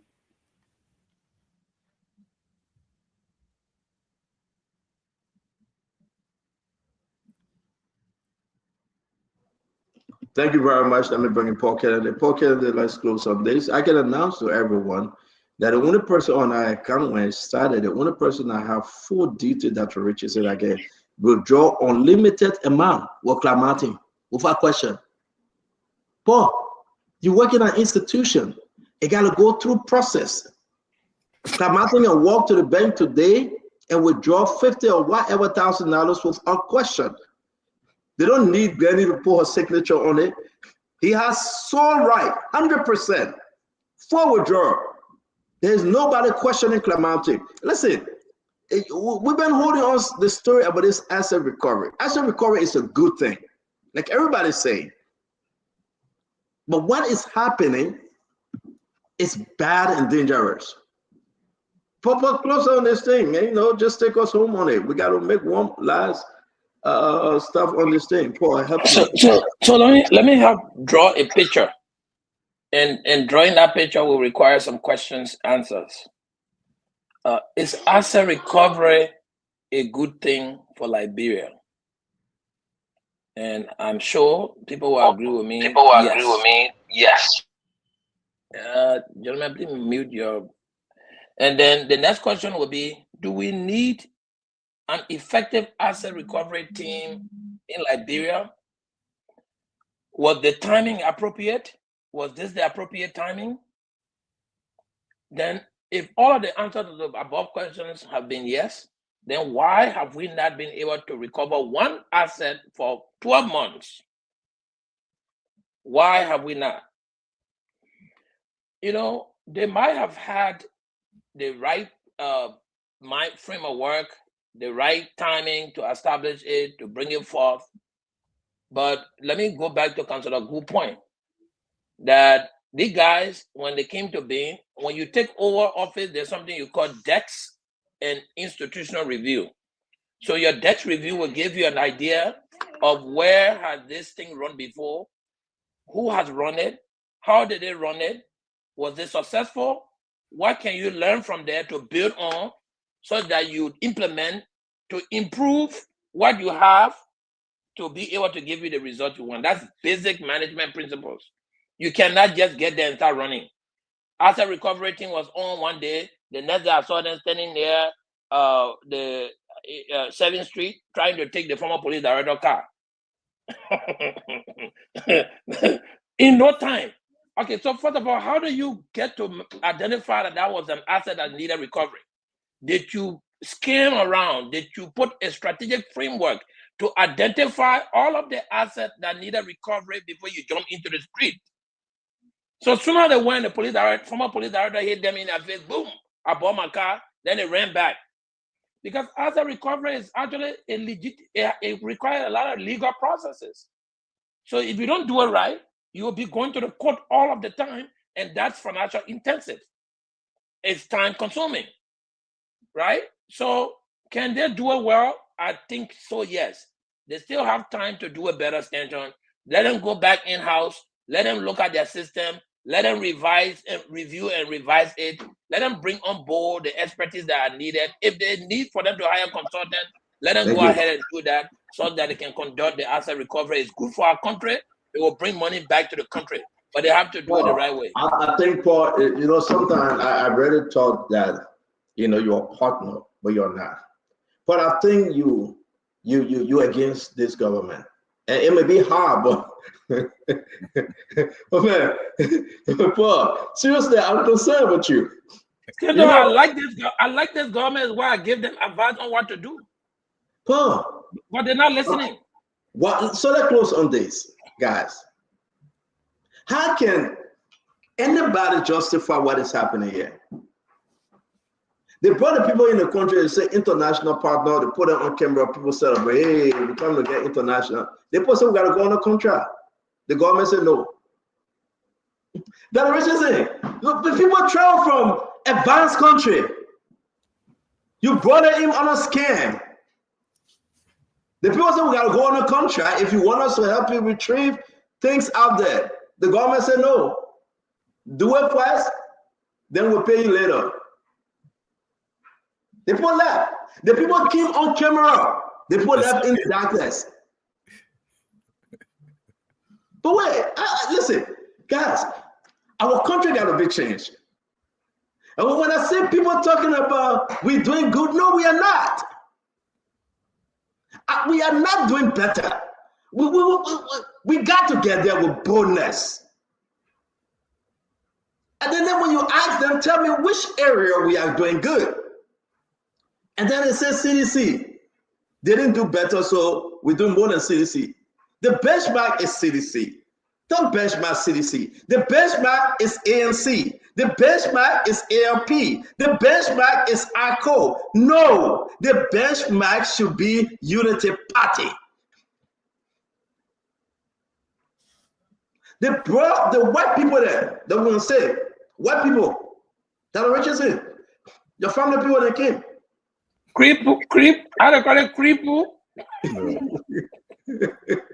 And they brought it on camera. The people that left in the middle of the night on ASCA, 3 a.m. So you guys can fly on ASCAP, Conor Gray. When you're going to Paris, you flew on ASCAP. Oh, Conor Gray, sorry. I'm not talking about your Paris trip.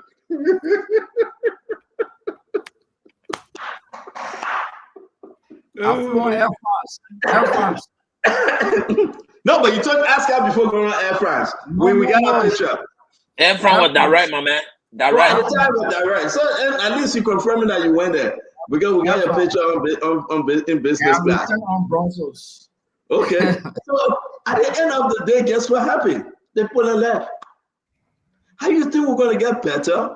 2 years now, money gone, nothing happened. All the Bima Clamati, man, he's not producing, and he's sweating like a bitter goat. I love Clamati, I'm a man, but we got to tell him the truth. So that close on this thing. I'm done with Clamati. I will keep the rest of them for the month. If he appears again, I will show more text messages. Whenever he appears more, I will show more text messages. He need to pay those people. He have not paid them.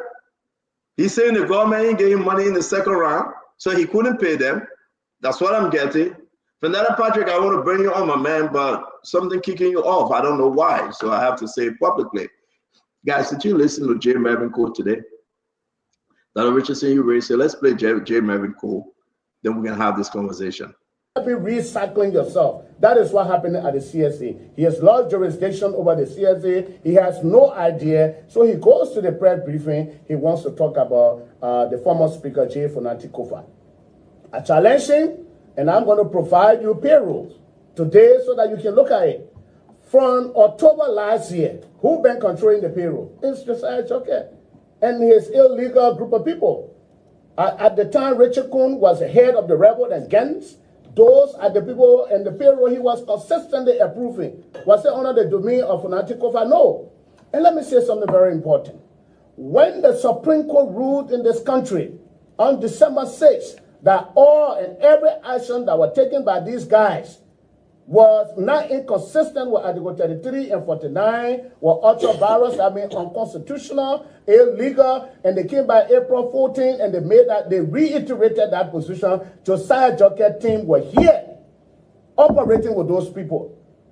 If this is a man who want to talk about law, he who preaches equity must come with clean hands. You are disrespecting the court. And Josiah Joker, I can tell you, Joseph Baga is not going to be president for life in this country. You will be prosecuted for disrespecting the Supreme Court.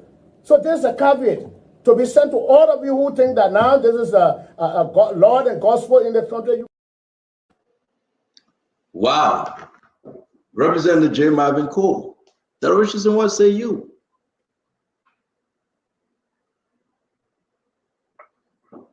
You're muted. He's upset about something. He's upset that Josiah Jecker may be overstepping his boundary as the civil servants director. He's upset that Josiah Jecker is maybe accusing Fonati Kofa for the perhaps payroll issues, and he is saying that Josiah Jecker didn't do due diligence. He didn't observe and view and verify the payroll on a Kuhn. So why is he talking? So that's what I got from his conversation. You said something very important, but we listened to Mervyn Cole, and now he's not talking about I'm fighting against the majority black no more. He's talking about what actually is happening, but not because you know what? People are blaming them still. People blaming Mervyn Cole. People holding Mervyn Cole responsible for supplementary payroll. But Honorable Gray, you work in that department. You listen to J. Mervyn Cole. What say you? Okay, let me just quote what Mervyn Cole said, and I admire today. I put on my page. He said the CSA has been used as a transit point for criminality. He didn't only stop there, as a transit point for criminality, the CSA, a grave allegation. He also said the tree of freedom will always be watered by the blood of the martyrs. No matter what you do, you will not shut me from speaking. He also sounded a caveat to his colleagues that you cannot deprive him his fundamental right to agree or disagree on subject matters. Now, what do I know? And is of fait accompli an established fight. We'll go into the CSA, also of the Capitol building. But let me tell you what the guy did. And Melvin Cole has flagged the issue. Maybe he didn't just say the other things there. During the fight, and up to now, when he said Josiah Jockett had an office at the Capitol building and still paying and recruiting people, each of those lawmakers were to provide 10 names to be placed under the CSA. Each of them have provided 8 names duly placed under the CSA, and they are to begin taking pay June of next month. I challenge Jockett to say that they have not placed people under the CSA. So that whole thing has scanned about supplementary payroll by Josiah Jockett. They just took names off and plugged names in, and they've provided letters to them. I have the prima facie on that. It's not debatable. This is criminality. When you make accusations against people, but you clandestinely go and probably this was part of the compensation plan by Jockett. And Melvin also flagged an issue that you accuse people, you say, look, these people been insulting the president, or these people been involved into political activities, so you're taking jobs from them. But guess what? You got other people who from the United Party publicly on Facebook and other areas who are civil servants.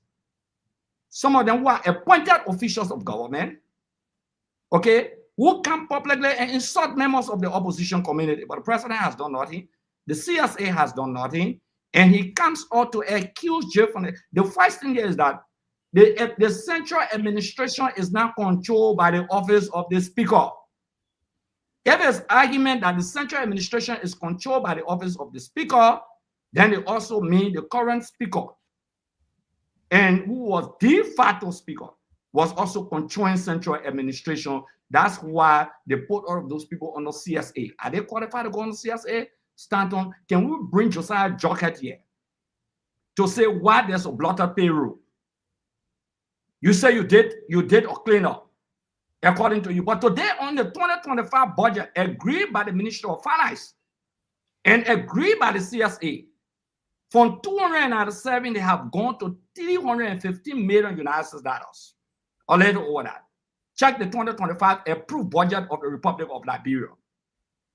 We're talking about over $43 million addition for new payments to government officials, government staffs.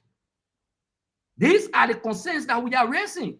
So when you hear Melvin Cole venting out, he's not venting out because he doesn't have the fact. He said, I will provide to you a documentation. He said, not challenging that he had a death set when the Supreme Court said that the guy's actions were illegitimate. You were still dealing with them and recruiting people and putting them on the CSA in central administration under the de facto speaker. That's what the guy is saying. Doesn't that raise us eyebrow? Why would government build jump from $297 billion in 2024 to $350 million when in fact they argue that they have reduced the $297 million to $200 million? That's still right. You know what? Let me bring in Honorable Grave. Thank you. We gotta go. Honorable Grave. Thank you. Let me bring in Darius. Darius, talk to me before we go to Clanton, Councillor Gouye. What say you about this argument? Well, CEO, thank you very much. I listened carefully to Honorable Melvin Cole, and we also follow the situation. If you can remember, some part of last year, June or July, the CSA refused to approve the payroll of the House of Representatives under the former Speaker Kofa leadership. And then the CSA argued that they needed to have conducted headcount verification. That was a back and forth between Honorable Cole and the CSA. At the end, the CSA were allowed to conduct that headcount. But then the CSA boss said the former speaker leadership added 243 new staff, new employees to the payroll of the House of Representatives. And so the initial Monday payroll was 284,000. But then with the additional 243 employees, the payroll went to 327,000, with a variance, according to the CSA director, of 43,000, which CSA did not approve that payroll submitted by former Speaker Kofa. Now, the CSA boss also said that when the payroll was rejected, the House leadership under Speaker Kofa submitted a supplementary payroll of 1.5 million. The clip is there. If 43% salary was, if 243% salary was 43,000 as a variance for which you rejected the payroll, how come the same 43% salary would be 1.5 million for a supplementary payroll? But that is not all the contradiction the CEO from my analysis. What I also discovered is that in the House of on the budget, the 2024 budget, which Honorable Cole mentioned, and I made research on that. On the House budget, there is something called other compensation. And for 2024, you have 800,000 on the House budget for others compensation. Under that other compensation, the House has the right to service supplementary payroll, because not every employee of the House will go on the CSA payroll, because the CSA payroll, to get on the payroll, it takes time. So under that, the supplementary payroll of 243 person, according to him, was submitted. So how is the CSA boss telling us that he saved money for the government of Liberia from the House of Representatives, when the House has, under the 2024 budget, 800,000 to serve its supplementary payroll and other compensation? No money was saved. I think it was just politics. And I think the CSA boss, in my own opinion, should apologize to the former leadership, because no fair play was done. They have, like, going to the Ministry of State, the 2024 budget for the Ministry of State, they have other compensation and they have operational expenses, 700,000 plus. They service the supplementary payroll. Why do you think the case with Honorable Nathaniel Magay of padding supplementary payroll have that? Because on all of the government institutions, under this government, the supplementary payroll are being serviced by compensation under their budget line.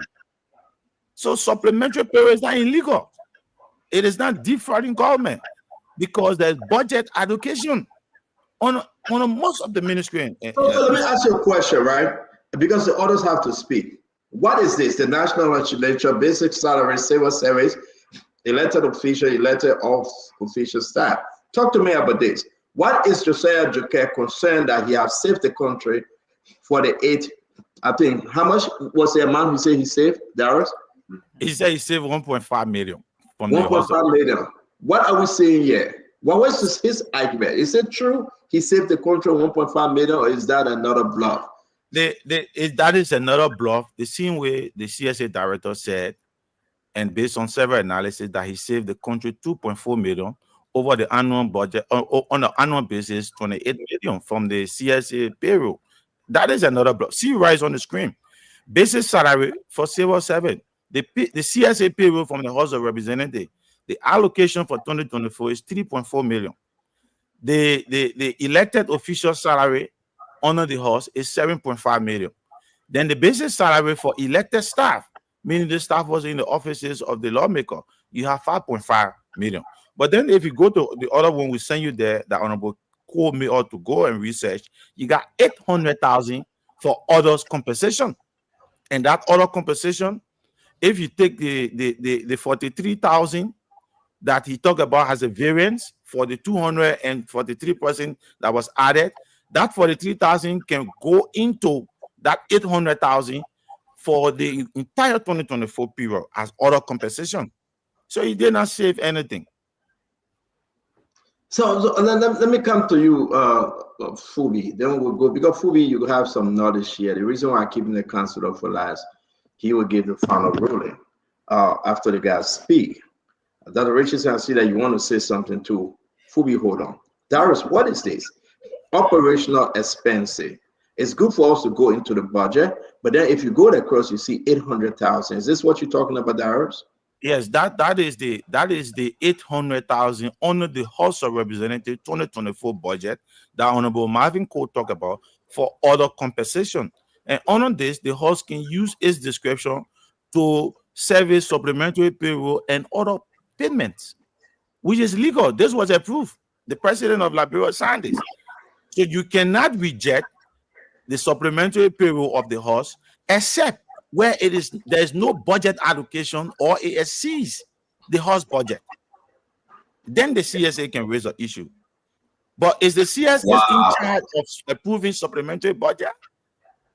I don't think so. Wow. So that's what we Fubi comment. That's what you right there. I mean, let's say we right there. Fubi, the numbers are up. Well, what's Josiah joking? Something I'm getting, but let's hear you. What Josiah argument here now? Everybody want to bluff like they're working, but the math is not mathing. Talk to me, Fubi.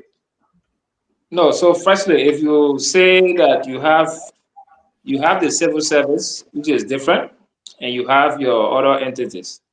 So if you say supplementary payroll as service on other compensation, then you don't have to send it to the civil service to approve it. So you should be able to deal with that directly. But if you have to send it to the civil service to approve it, then the civil service got all right to reject it because it's not under their jurisdiction.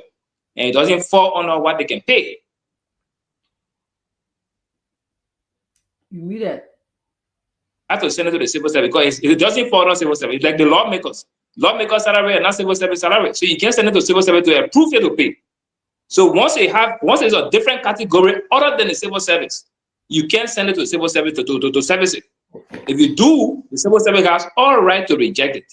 And I think if that was done, then Josiah was right. Point of information quick. So see your information. Yeah, information quick. The first thing is that Fubi, those people is with the assumption that they will be consumed subsequently under the CSA. It takes its process to get on the CSA payroll. So that's why you have the supplementary. It's not only unique to the capital building, it's also unique to the executive ministry of state. And I can provide a document where Crenida Cross signed as deputy minister on a supplementary budget that even includes Joseph Boyka's daughter Rhoda and Sylvester Grisper brother. I can plug the document to you. It goes through the CSA because with the notion that subsequently it will be consumed under the CSA. It takes a little bit of time, which you are fully cognizant of. That's where the CSA comes in, and I want to make that point of correction to you. Oh, it's still wrong, and I said, and I stand with Josiah Joker for rejecting it because if you are not civil servant, you cannot go You make your information, let you continue. Yeah. Fubi, go ahead. Fubi, sorry. If you are not civil servant, you can't go on a civil servant for approval. Then your lawmakers salary will not go to civil servant for approval. Autonomous agencies that are not under the civil service, they don't send their payroll to civil service for approval. So there are differences. So if you say you have supplementary payroll and you budget for it outside of the civil service with the hope that one day these guys can be consumed, then you pay them directly. Don't send it to civil service for payment. That's the point. So Josiah will be right. The other issue of, I listen to Marvin Cole. I know Marvin Cole is an angry man. And, he rules in other position. He vests why he's not getting it. He acted very rude. He acted very rude. He acted very rude on a police on the service. Let Fubi speak. I beg you. Please, I beg you. But Fubi gotta speak. Fubi gotta speak. You gotta know what is central administration, the CSA operation. It's okay, Honorable Great. We'll give Fubi the chance to finish. Marvin Cole is an angry man. He vexed for a rule and order position that he's not, I no longer occupy.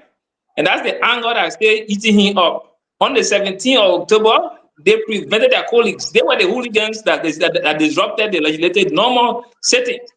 Today, he wants to talk about rule of law and Supreme Court. No, the Supreme Court does not have jurisdiction. And Speaker Kofa said something. And all the interviews that he had before during the resignation, he says he has 60 employees that he's advocating for them to be paid. 60 employees. What will your speaker be doing with 60 employees at the Capitol building? Are a firm? Are a private company he running? Thank you very much. Let's stick with the conversation. We'll come to Speaker Kofa later. Yeah, but let's see with the conversation and let's move on now. Thank you. Darius, make a quick one. We gotta go to Tamba and we gotta go to Paul. The information I wanted to provide. I think Phobe's position has defeated the CSA boss. If he said supplementary payroll should not have been submitted and he has all right to reject it because it is not on CSA, then how did he save the country money? How did he save the money? If it is not your responsibility, it does not fall within your purview, and you send it back. Where did you save the money, the 1.5 million? If you now ask so listen, let Phoebe answer, please.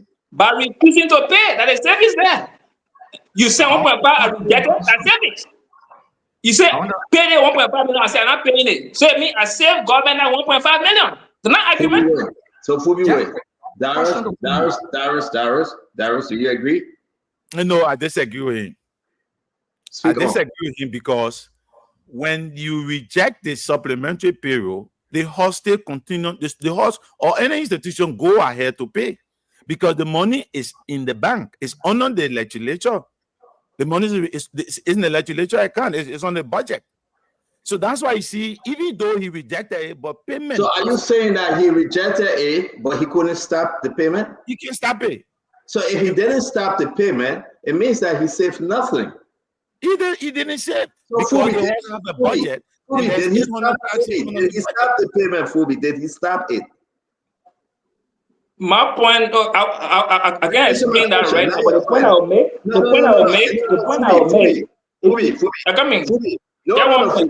No, Phoebe. The reason why you left ANC, you want to join United Party, that either. He stopped the payment, Phoebe.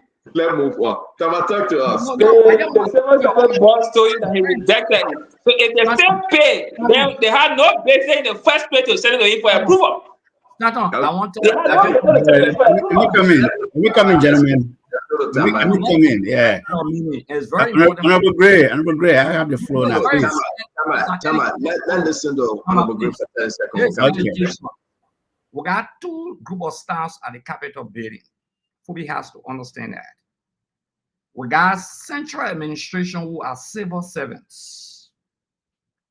We got personal staffs who work in the offices of the lawmaker.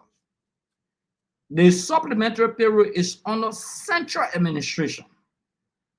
It's not under personal staffs. So whatsoever money that has been appropriated, the 800,000, they try to tell the CSA, look, this is what we have for these people because they will be subsequently absorbed because there's a procedure and there's a process that the executive mansion supplementary payroll that Cornelia signed. He didn't stop the payment of the executive mansion supplementary payroll. I will send the information to you just now, Stanton, so you can put it up. So he could not stop the payment of the supplementary payroll for the legislature because the money is already allocated and approved and signed by the President of the Republic of Liberia. That's where Darius comes from. So he didn't save zero at the legislature. In fact, he even consumed many of those people on the payroll of the government of the Republic of Liberia as civil servant, and that pay begins in June of next month. That's the correction I wanted to make. Thank you very much. Tamba, let's hear you. Thank you, Stanton. Look, first of all, I appreciate the insights, especially for people, from people, like Honorable Gray, who have worked in government. I don't know Darius well, but Darius seems to know his numbers and the budget numbers. But here is what I'm going to point out, Stanton. First of all, it is the budget line is called operational expenses. I didn't see that budget line as a supplementary payroll. But here's what I'm going to say. Here's my point, and I just want to point that out because numbers matter. Destination matter when you put things in numbers. Because from an accounting, from a financial standpoint, people can either reallocate or manipulate the budget. And that's what's happening in Liberia. First of all, the process upon which Josiah Joker started to clean up the payroll was a good process. To clean up the civil service roster was a good process. To weed out ghost names, which has been happening in Liberia for years, for decades, it's a good process because it's a system issue that we have in Liberia.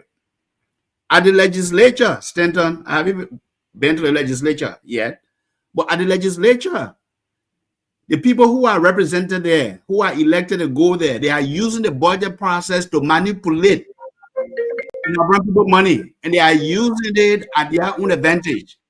Now you have a line that's called operational expenses, and you create a supplementary payroll to basically reward your loyalists. Sometimes the needs of those people is not even there. It hasn't been budgeted. But then they bring on those supporters, and I'm not saying we shouldn't create jobs for Liberians. In fact, this is what I advocate for. But we should do it in a way that is equitable, that is transparent, that is competitive. So it gave every Liberian a chance to be represented, to be higher. But when these representatives go there and they use the budget process to take advantage of the gullibility of our society and they manipulate the numbers to pay their loyalists, it's a disservice to Liberia. Even though I know Liberians are benefiting, and that's why you see all this brouhaha and the fighting that's happening between the executive and the legislature because they're not being honest with us. So, look, we can question the numbers, the saving that Jokai showed, we can question those numbers, but if you are still taking it from the same pot, from the Liberian people money, then where's the saving? It cancels this out, right? Because you are using the same pot of money and you are paying the Liberian people or those people who have been put on supplemental payroll. Let me end with this. Thank you, Tama. If we can address the system issue, the Liberian people, the legislature is going to continue to manipulate this budget process at their own advantage while the rest of Liberia continue to struggle for basic services. And there where the problem lies, Stanton. Thank you. Tama, thank you very much. Paul Kennedy, I'm confused like hell. Because the only thing I know, my 1 + 1 = 2 years. But I'm surprised that Darius is breaking this thing down like crazy. And the math is not adding up. And Fubi couldn't answer the question. And Fubi is a financial guy. Where is the savings? No, answer. But I'm trying to say my own now. The $1.5 million, Paul. You guys say I saved the country. No, you didn't save the country. But say what you want to say about J. Melvin Cole. He now caused a big problem. And people are about to be exposed. He is charging the CSA, the entire institution, of massively being corrupt and indisciplined. Let me hear you, Paul. Tell your own. Yeah, Stanton, the issue of budget manipulation is a very cardinal one to our little economy. And let me do the 1 + 1 math. Imagine if you were the civil servant director and you put 500 persons on the payroll across all institutions. And you say, okay, on the minimum, I would just give those 500 persons on the payroll, I would just give them, I will pay them $500, right? If you pay those 500 persons $500 a month, you're going to be talking about $250,000 every month. If you multiply that by 1 year, that's $3 million there. So let's say that those 500 persons, you just scatter them around with ghost name. You're going to be walking around with $3 million every month. I mean, every year. At the end of the year, you got nothing. You don't need no other thing to corrupt. You as a civil servant director, if you call to Akara's grade on the institution and say, listen, out of 500 persons, I'll put 50 there for you. You and I will split that 50 out. So you call 10 agencies, you just put 50 around. At the end of the year, Stanton, you'll be sitting down over $3 million United States dollars, right? So it's not an easy thing. We're just talking, yeah. It's good that if Melvin Cole, who is a representative, thinks that there's a foul play, he should work with a committee that will actually call the civil service director to get an understanding of where is this saving he said he was saving. Because when he came to power, for example, if you have 50 names on the payroll, then that 50 names were making $1,000. Then he said, oh, it's too much. Then he reduced the payroll to 35 names, but the payroll stay at $1,000. Then I don't see it to be a saving and then the people need to call him to Oh, you tell gotta go to that accounting school, boy. You're damn good. You gotta roll over. You gotta roll over, boy. Yeah, seriously. Yeah, so we need to find out who's getting rich on the LeBron people money. Or is Melvin Cole just angry, as Fubi is saying, and lying? These are the kind of things that when they come to light, we really need to probe into it to remove our sentiments to see who's fooling who and who's lying to who. Because honestly, the payroll, somebody can get rich from the payroll just from sitting down in your house and making the calculation. So I believe that Melvin Cole has the authority as a lawmaker to push this case to the second level so that they can call Honorable Josiah Joker to tell us where the savings are. Because right now, the savings he's showing us not making sense. That's why Melvin Cole should be asking him instead of making confusion with him. That's my own point there, Senator. No, I agree with your point, and I like your point. We're going to bring in the counselor, then we're going to welcome Doe counselor. Let's hear you, my friend. Thank you for being present. Dr. Richardson, you spoke on this, right? Yeah, I just had one question to Mr. Cole said, and I think it was also echoed by Representative Gray, former Representative Gray, that the CSA was a transit point for criminality. I just wanted them to, maybe someone, as they are responding to your questions and comments, to expand on that. Thank you. Let's hear from Councilor Gould. Yeah, Stanton. On the issue of the House of Representatives, prior to the harmonization, there were two sets of payments that were received by civil servants, even lawmakers. They were receiving Liberian dollars and they were receiving US dollars as allowance. The Liberian dollar that they were receiving was strictly being controlled and decided by civil servants, squarely by civil service. So even though they were lawmakers, but that Liberian dollar they were getting was strictly being decided by civil service. I was in the central administration. My salary was coming from civil service with the Liberian dollars. So you see the issue of the supplementary payroll. When election is over, lawmakers end up those that lost the election. Their staff, some of their staff, have nowhere to go. So the guys start to create position in the central administration to absorb some of the very good, smart, and experienced staff within the central administration. That's how I, who sit here tonight, remain at the Capitol building when my boss lost the election in 2005. They had to create a position in the central administration for me to be absorbed in the office of the chief clerk. So that's a normal thing. Under this regime, and from the time the civil service decided to do they tried to professionalize the civil service and bring all of the staff under civil service. It started from the past regime, but it started lately. So this regime now decided that, look, all the civil service, all those in the central administration should be captured under the civil service. So I think that's where this whole issue of this supplementary payroll coming from, to say these people that are here as on the supplementary payroll, yes, the listing, even though we have the money, but yes, the listing, so that as you do your process, you can process them honor the civil service, so that when the money is placed within the budget from your end in the next budget year, you can already have them captured. That is the whole process. But let's look at, I don't know whether there's any, there are two conversations now, two accusations. One person says 1.5 or 100 million. The other person says no, you didn't do this. So let us look at it. Let's see what kind of investigation can be conducted to see who's saying the truth, and whatever that is safe. I mean, it will be used for the for the intended purpose. We hope that it can go towards chairs in the schools, beds in the hospital, drugs. We hope that it can go towards roads and all. So I think, but that is a process to the extent that I know about supplementary payroll and bringing people on board, I benefited from it. I will say benefited from it. So let's talk about the issue now. As you do, welcome to the show. Josiah Joker is caught between the rock and a hard place. He cannot prove whether he saved the country money, right? But something I'm saying is like all these guys are trying to brag.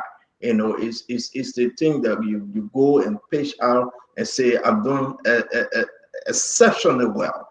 And look at my record. But your record, nobody can prove your record. Is this where Joseph found himself now? That he lied to, like folks are saying, I'm not going to say it, but they're saying that he lied. He didn't save no money for the country. Things are all rolling as it is. I said, welcome. But Senator, for me as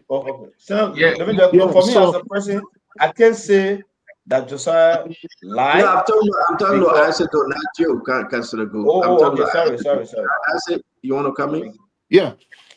So, Paul, I got this gift for you. I will send it to you because you nailed it. And Stanton, I'll come in a minute, sit outside and keep the gift there. I will be there. You don't need to send it.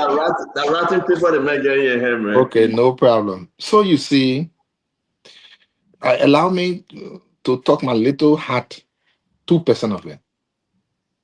We keep saying this over and over and every day. Every day. When the issue of CSA saved 27 million, CSA saved 1 million, CSA saved 20 million. We were right on the show and we said, no, CSA is not saving no money. Today we are here discussing the same thing. So, Brother Tamba, nobody removed God's name from anywhere. Brother Tamba, when you remove God's name, the payroll will come down. God's name different. God's, once you take it there, it should come down. That's no other way behind it.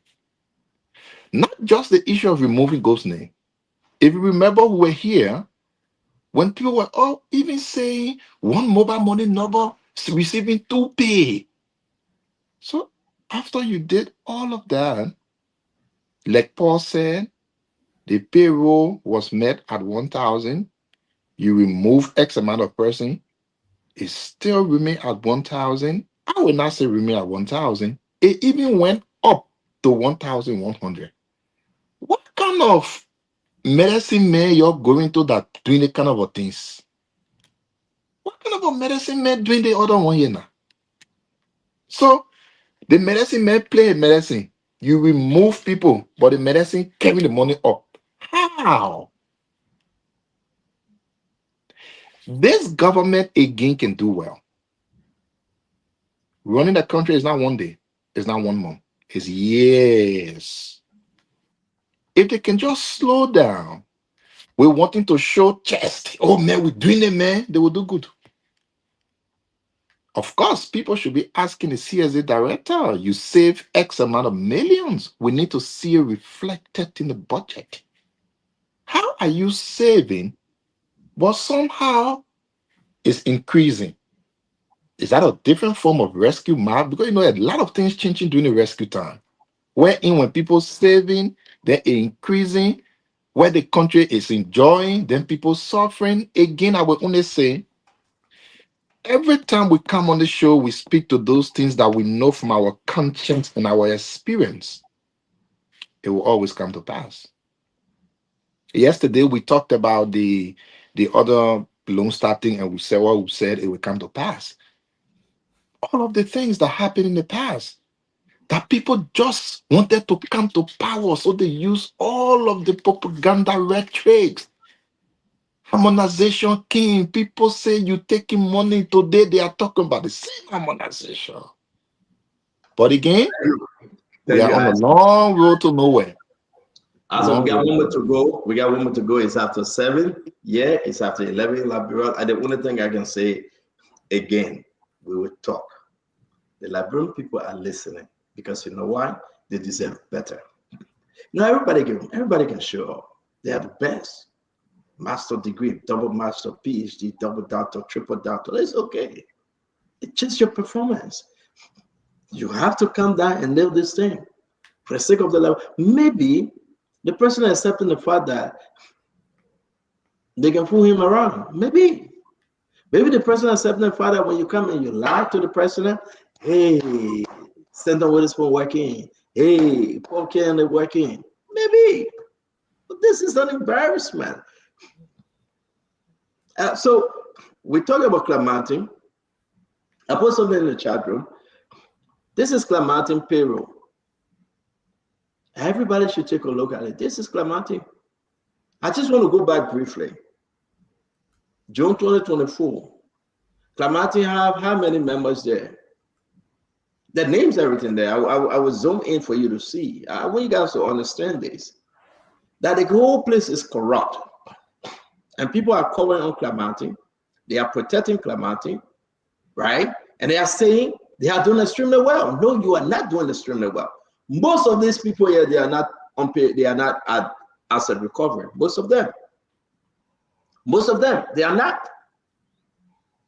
Clementine got a total pay for $22 million. In the same June, Clementine asking for $22,000. In the same June, Clementine asking for $37,480. I want us to pause for a minute. I hate when somebody push me. Then when you push me, then we got to dig deeper. They're lying to President Bwaka again, my people. You see how the World Economic Crime Code is hanging on the thread? This one will go down like the worst on the legacy of President Bwaka. People are sitting and celebrating that this government is doing extremely well. They will hang their head in shame.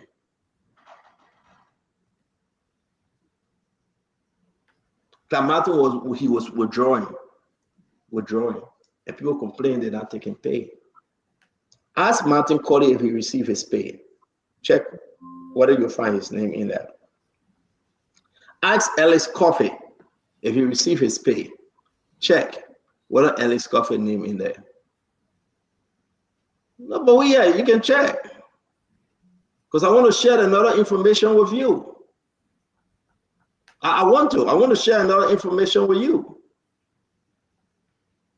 So where are we as people? You got Martin Clementine, chairman, Robertson, vice chairman, Jackson, the Dempster, the Anderson, the Mosima, the Mo. You can come all the way down and name them. That's fine. It's better. But you have to understand. I have made 5 calls that Richardson says on the show. The 5 individuals from this list, I called them. They're not working with asset recovery. They ain't getting no money. Then you got to ask where the people money gone. But it was withdrawn from the bank though. This is the embarrassment President Barker will face. And this is what dragging the president into the mud. Because people will come and defend these things. That Richardson, look at the list. Sorry to go back to Clementine. I have so many documents that I've been keeping, and we're waiting for Clementine to speak. And immediately when he requests for more money, people say it's entrapment. It's for them to go eat it. We're going to be discussing with you sometime this week, Julius Silly from Liz. Julius Silly from Liz.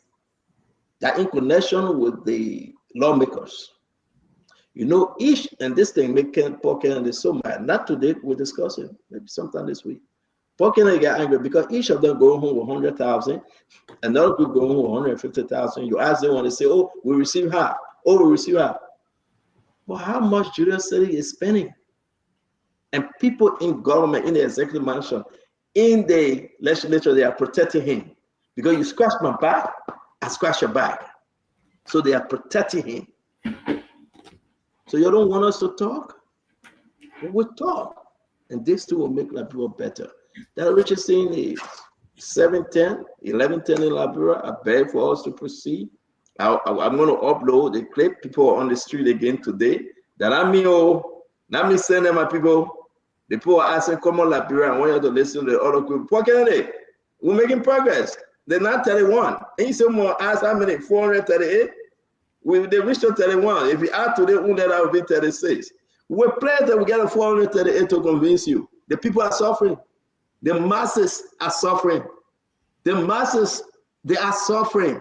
The children are going to school. You can come and talk your sweet talk. You can come and generate some verbiages. It's okay. But the people, the bread and butter issue, it's not reaching down to the people. And that's your problem, Tamba. And that's my problem. Because we supported Jose Yamabwaka, and we should take responsibility. Till those people on the street begin to enjoy and say, thank you, Lord, the change has come. We should never cease talking. And that's what we are here doing every day. The doctor, Francine, Chinwe, Pushito, West, Richardson. Our husband and Pushito. Talk to us about all this stuff. I don't know where you got our name from, but it was a good show. I really appreciate the show when we all are giving each other the opportunity to express ourselves without interruption. No, that Richardson, sorry. I mean, interrupt you. I just wanted you to close up on this payroll thing. I will show the video about the street today, then we'll go forward closing. Well, I have to leave, so I'll be leaving. But I'm gonna do a closing then. Yes. So, but it was a great show. I want to take this time to say congratulations to a good friend of mine.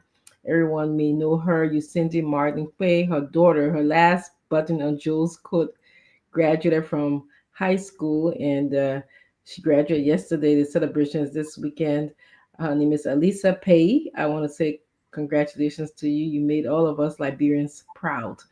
It was a wonderful show. I'm just sensing complacency in our country, and complacency does not contribute to development. It contributes to the feeling of being stuck.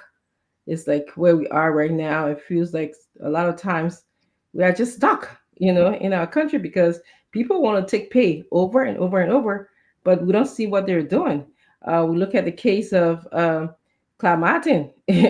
He's having all these great, things, accomplishments that he can tell the people. I've, seized or investigated, actually, I investigated 30 properties, and okay, I'm doing a lifestyle audit. Okay, then what? What next?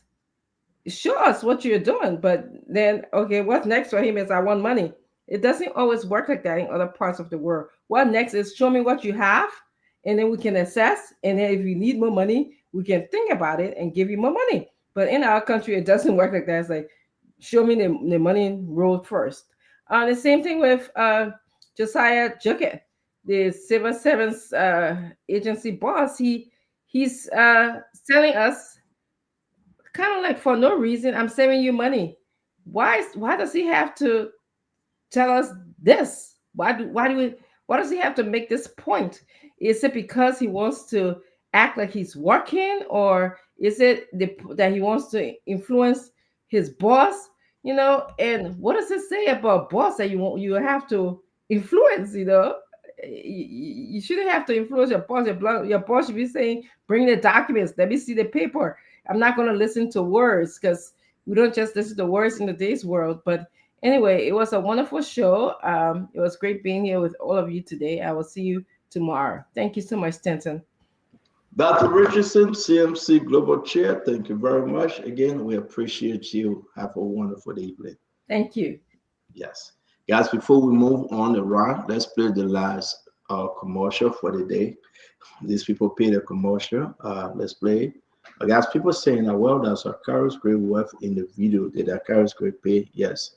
The Budgetary pay, not a Carlos Gray. They pay, and they are sponsoring this. So let's talk about the boss. How you call them? Yes, the boss chick. Premiering at Accra Mall and West Hill Mall on July 5th at the Silverbird Cinemas in Accra. Also at the TM Mall on July 12th at the Prime Cinema in Monrovia, Liberia. Again, we talk about this. It's coming very, very soon. You just have to reserve your ticket. You have to, because trust me, have you ever seen the Tyler Perry movie? Good production, and we appreciate that. We also want to talk about Paul S. Guess what? If you have taxes issue, again, you want to reach out to him. We'll play the video for you. You got to understand, he knows this thing. Trust me, he know how to set your taxes right. So every time you have your corporate tax, your individual tax, and whatever tax issue, you want to reach out to him. Take a listen to Paul. Are you a W-2 employee? If so, this video is for you. I want to show you how you can legally avoid owing taxes. Even though taxes are withheld from your paycheck every pay period, but you still end up owing taxes at the end of the year. And you wonder why. It is not your fault. It is the tax code and the progressive nature of the tax code. We all start from 10% to 37%. So the more money you make, you're going to gravitate to another tax bracket unknown to yourself. So I can help you solve that problem for good. Okay? Now, you can text me or email me. My telephone number is 973-967-9510 or paul@yahoo.com. Call me and we'll be able to help you resolve your tax burden going forward and for good. Just for a little fee. Don't worry, this will solve your problem going forward. Thank you, and yes. Thank you very much. Well, we also bring you KV Swery. KV Swery, you understand, he got his video. Let's listen to him. If you have all your issue, your multi-purpose issue, and you jam in Newark, you want to reach out to him. But listen, to the CEO himself, KV Swery. Looking for one place that does it all? Come to King V Multipurpose in Newark. At King V Multipurpose, we offer photography and printing, flight and travel bookings, money transfer and financial services, graphic design, custom t-shirts, passport photos, business support, and so much more. At King V Multipurpose, we are also specialized in immigration consultation. Visit us today at 515 Clinton Avenue, Newark, New Jersey, or call us on our numbers. Better still, you can email our CEO, King V Swery. King V Multipurpose, where service meets satisfaction.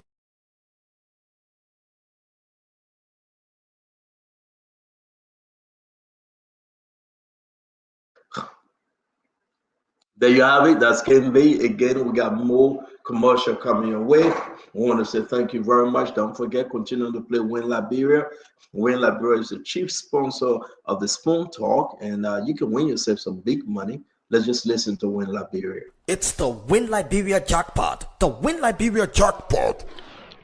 The Win Liberia jackpot on Spoon Talk. Spoon Talk. Yes, the Win Liberia jackpot is here. For just $200 Liberian dollars, you can win from 20,000 Liberian dollars, 50,000 Liberian dollars, 100,000 Liberian dollars, 200,000 Liberian dollars, 500,000 Liberian dollars, and up to 1 million Liberian dollars. For the Win Liberia jackpot on Spoon Talk, dial *255*2#. That's *255*2#. The more you play, the better your chances. It's the Win Liberia jackpot, the Win Liberia jackpot on Spoon Talk Live for just $200 Liberian dollars.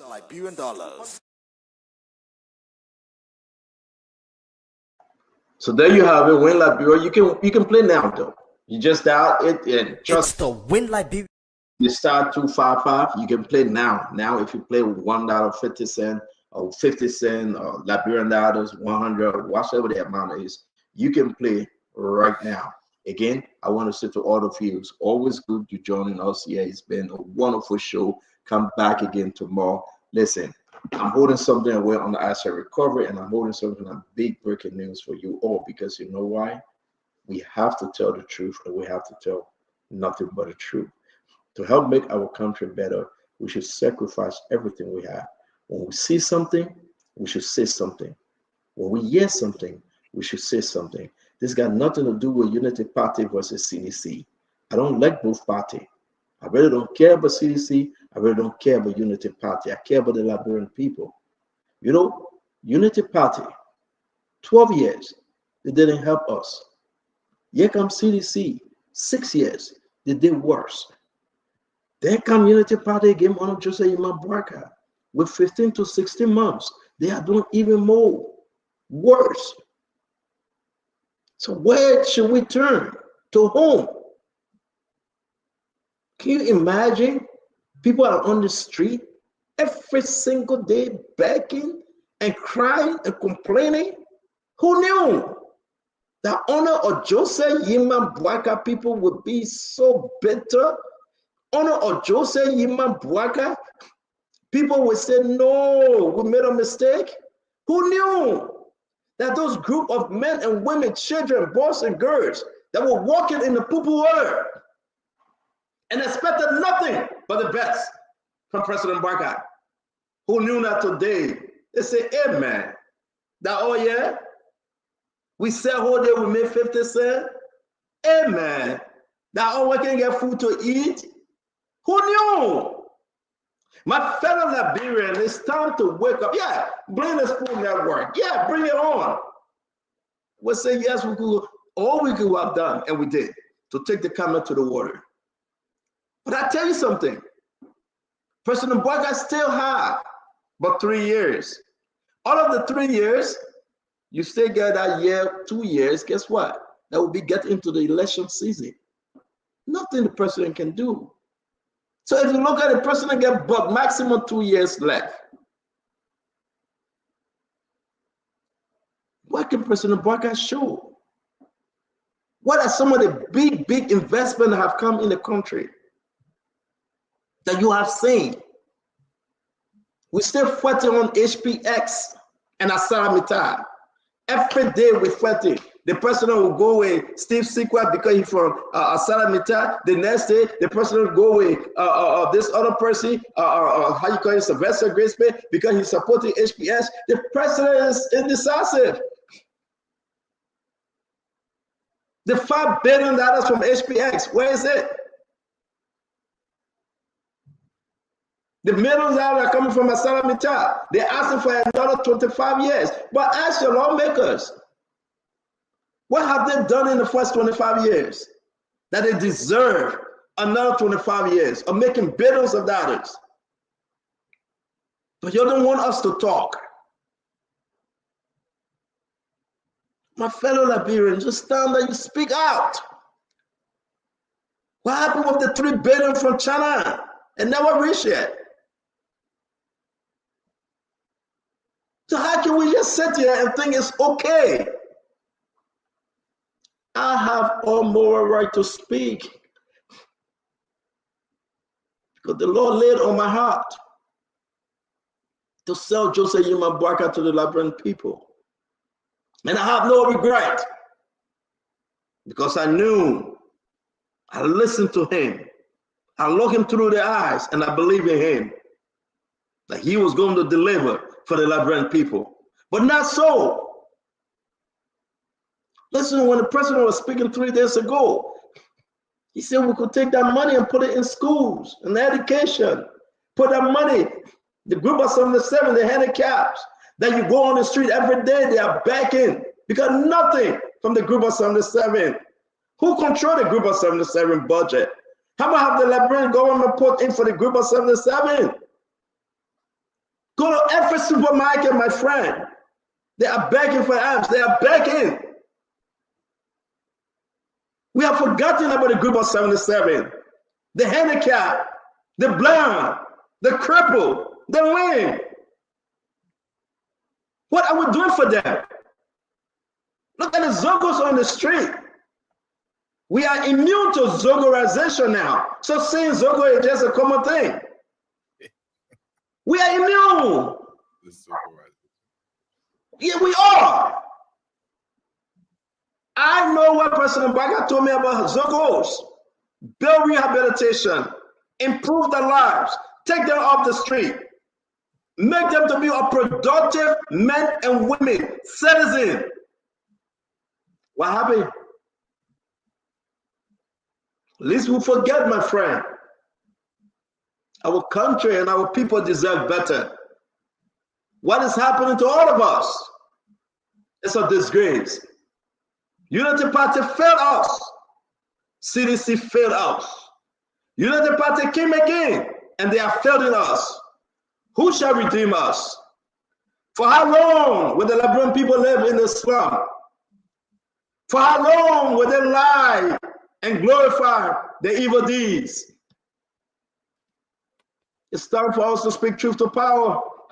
We will make enemies. We only agree. We'll call it Chemland. It will be for a while. We'll say, don't talk to me. It's okay. But above all, my friend, Liberia deserves better. Liberia deserves better. So I will not stop. I will not cease. I woke up 2 days ago. Some group of good Liberians overseas. They gave me a couple of messages, called a couple of names, individuals. People are creating black money, printing Liberia money. It's been circulated in the country.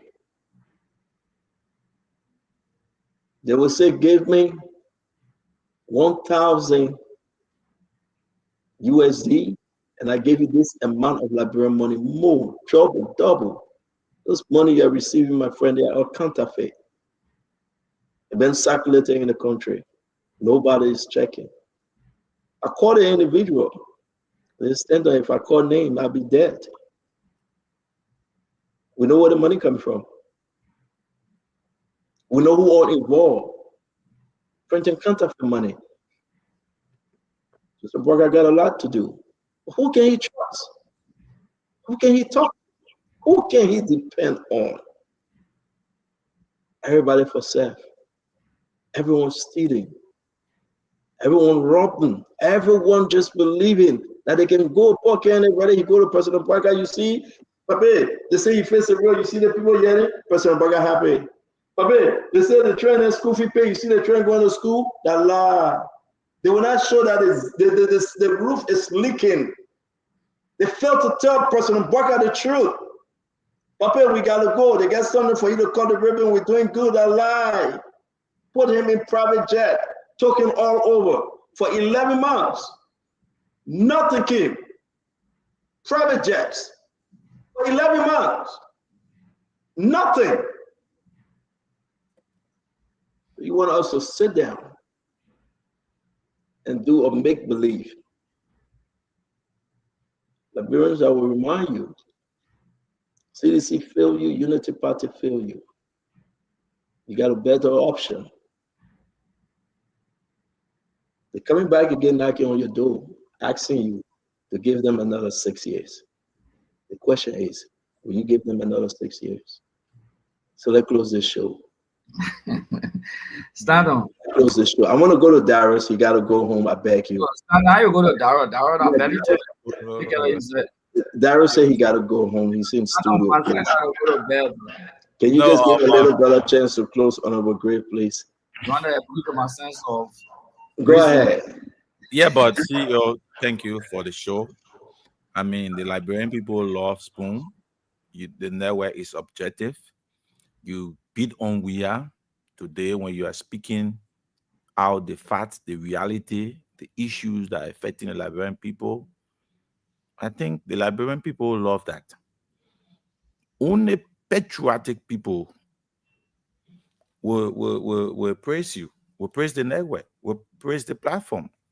Patriotic people, selfish people, they will say the other way around. But let me conclude on the issue of the asset recovery. I said it is dead. The only reason asset recovery surface today is because they need more money. They need more money.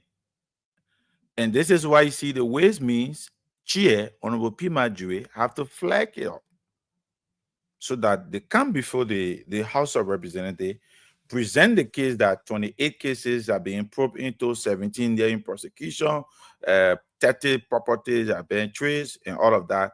Then the president is encouraged, instructs finance minister, and make money available. But I think I want to agree with what former representative and former local boss says, Swakoko, then is that the asset recovery is another cash cow era. We are seeing that already because nobody cared to investigate all of the corruption concerns raised by people who resigned. Nobody. We have not heard that Minister Steve Tikwa have invited as a recovery head to inquire why people resigning and they raised the corruption issue. We didn't hear that. Away from asset recovery to conclude on the CSA, it is simple. The legislative, the House of Representatives budget is clear. It's 3.5 million for civil service CSA employees. If you saved 1.5 million, how did the lawmaker approve 3.5 million for CSA payroll?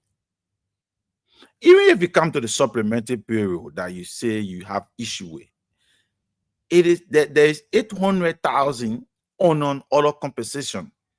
It's less than 1.5 million. So where did you save it? Then they go to the national level. You said you inherited 67,000 civil servants. From your survey and the cleaning up exercise, you removed 5,500 civil servants that you consider ghosts or well-used CDC from the payroll. So from 67,000, you take away 5,500, you come down to 61,000. That also means if the Monday wage bill was 23.5 million as you inherited, you said you reduce it to 21.1 million. So over the period of 2024, you are saved 28.4 or 28.8 million. Then you add the House of Representatives 1.5 million. You're talking about you save the government of Liberia about 30 million. So I'm urging any of our patriotic lawmakers out there, in fact, the CSA board, where is the 30 million? More to that, you cannot, like people Paul said, the minimum wage bill and the civil servant or workforce cannot be reducing. Then in the 2025 budget, you have 3.15 million as a wage bill. With all of the reduction that you did, but this is what happened, CEO. The reason why the wage bill keep increasing instead of decreasing with all of the things CSA said they have cleaned up, it is because the president has appointed unprecedented number of board members, created a lot of positions. So to incorporate all of that, the same money Josiah Joker said he's saving is even the same money and more they are adding to the minimum wage bill to service all of the new positions the president have created and all of the board members across the government. So at the end of the day, this is what happened in CU. Our people are complaining now. The budget is not trickling down because all of the board members, including almost 60 to 70% of the government officials on the rescue government, have their families abroad and properties abroad. So when a minister pay 10,000 today, he sends 5,000 or 6,000 abroad. The 4,000 left, he does not go to Douala market to buy. He goes to the supermarket. And when he buys from the supermarket, including drinks, food, everything, the Lebanese take the money and send it out. So nothing is going down to the Douala real market because the money is going out. That's my conclusion. Thank you for the time, CEO. No, thank you for coming, Darius. We really do appreciate you. Thanks a lot and have a wonderful, safe night.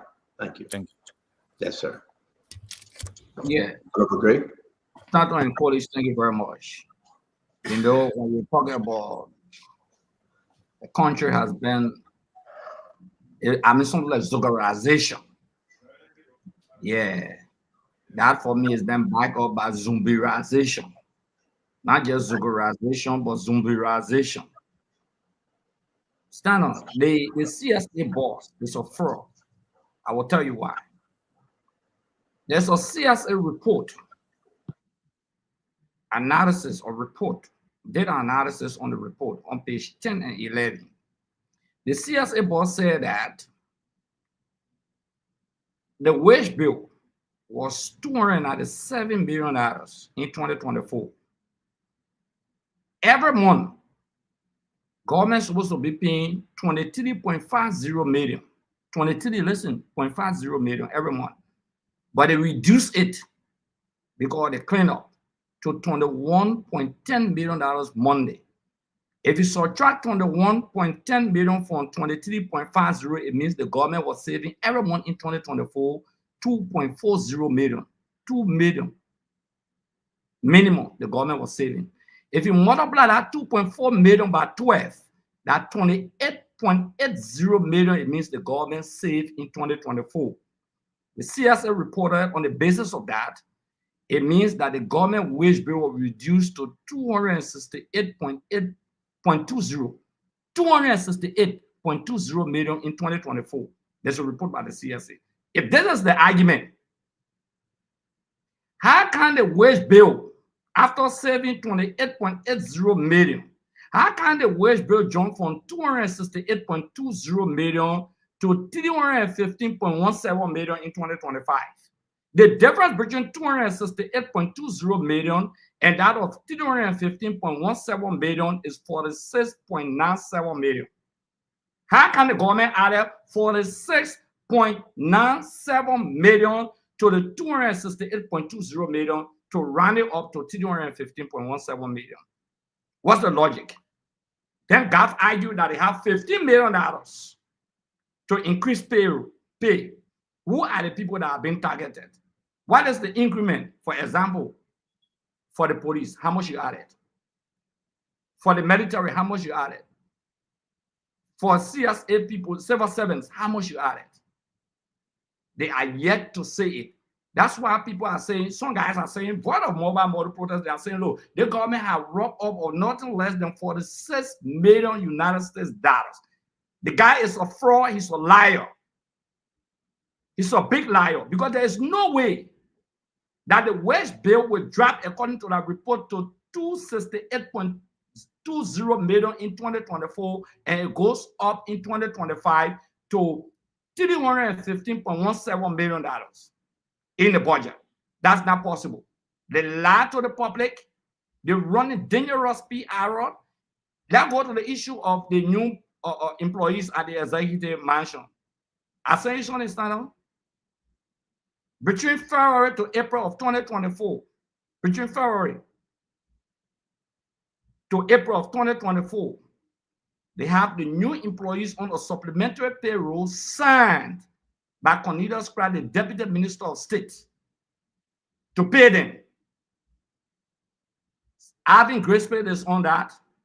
If you go to that, they get Liberian data component in 20% and US data component in 80%. The President of the Republic of Liberia, Dr. Randall Boycott, is also on that. 80% and 20%, 80% in US, 20%. We got to move on, Gray. Now, in conclusion, Stanton, these are the new people they added to the payroll, like the guy said, the advisors, the other people, and the rest of the people. They didn't do no payroll cleanup. They lied to the Liberian people. In conclusion, Stanton, finally, the assets recovery is also a fraud. It's a cartel of criminal entity stealing the Liberian people money, lying to create a kind of a PR that is running after people all head or scatter all around. I want to ask people, say, oh, you are carrying a criminal, why you can go after me? What are you afraid of? But I want to say a happy birthday as I leave the show to my kid. I mean, everybody closer. Where you leaving the show? Oh boy, I am closing. Yeah, but you gotta stay on let the other people close. That respect. I can't happy birthday now, respecting everybody. No, but say happy birthday. I just said, but you gotta stay I on. get it right to say happy birthday. Happy birthday to my beautiful daughter, the last. They are two. I won't put her photo up because like you, Stanton. I don't love to get her involved into the politics of Liberia. Her birthday will be tomorrow. Very brilliant, intelligent, and more than her dad and her mom. So I would love to appreciate Eva and say a pleasant happy birthday to you. And you know you are my darling. You are also the love of my life. So let's celebrate that birthday tomorrow. And thank you very much, gentlemen, for being patient-minded. No, thank you very much. I will wait. I will wait. Honorable Grant, how many kids you got? 2. How many outside children? None. Okay. Councilor?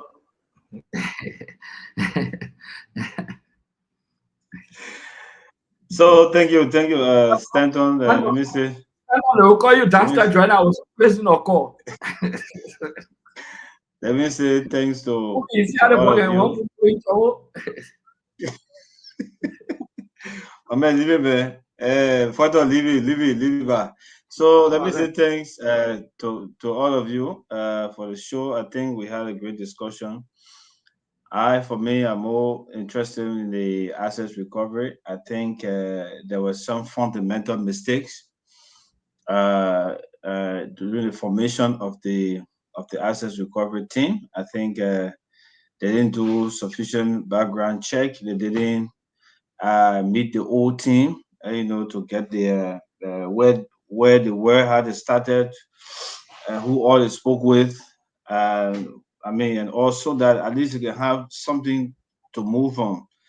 I don't see many of the persons, in fact, on the team. I see the payroll. I don't see the names of the people. I don't know the titles. I don't know whether they are lawyers. I don't know whether they're investigators. Besides just being lawyer, I don't know whether they have any maybe criminal justice, knowledge or so. So there are a lot of things, and I think the assets recovery is not proceeding. The team is not proceeding right there. I think they're missing out. They want to get involved into the work of auditing even more than rare investigation, because, like I said, the assets recovery regime of Liberia is conviction based.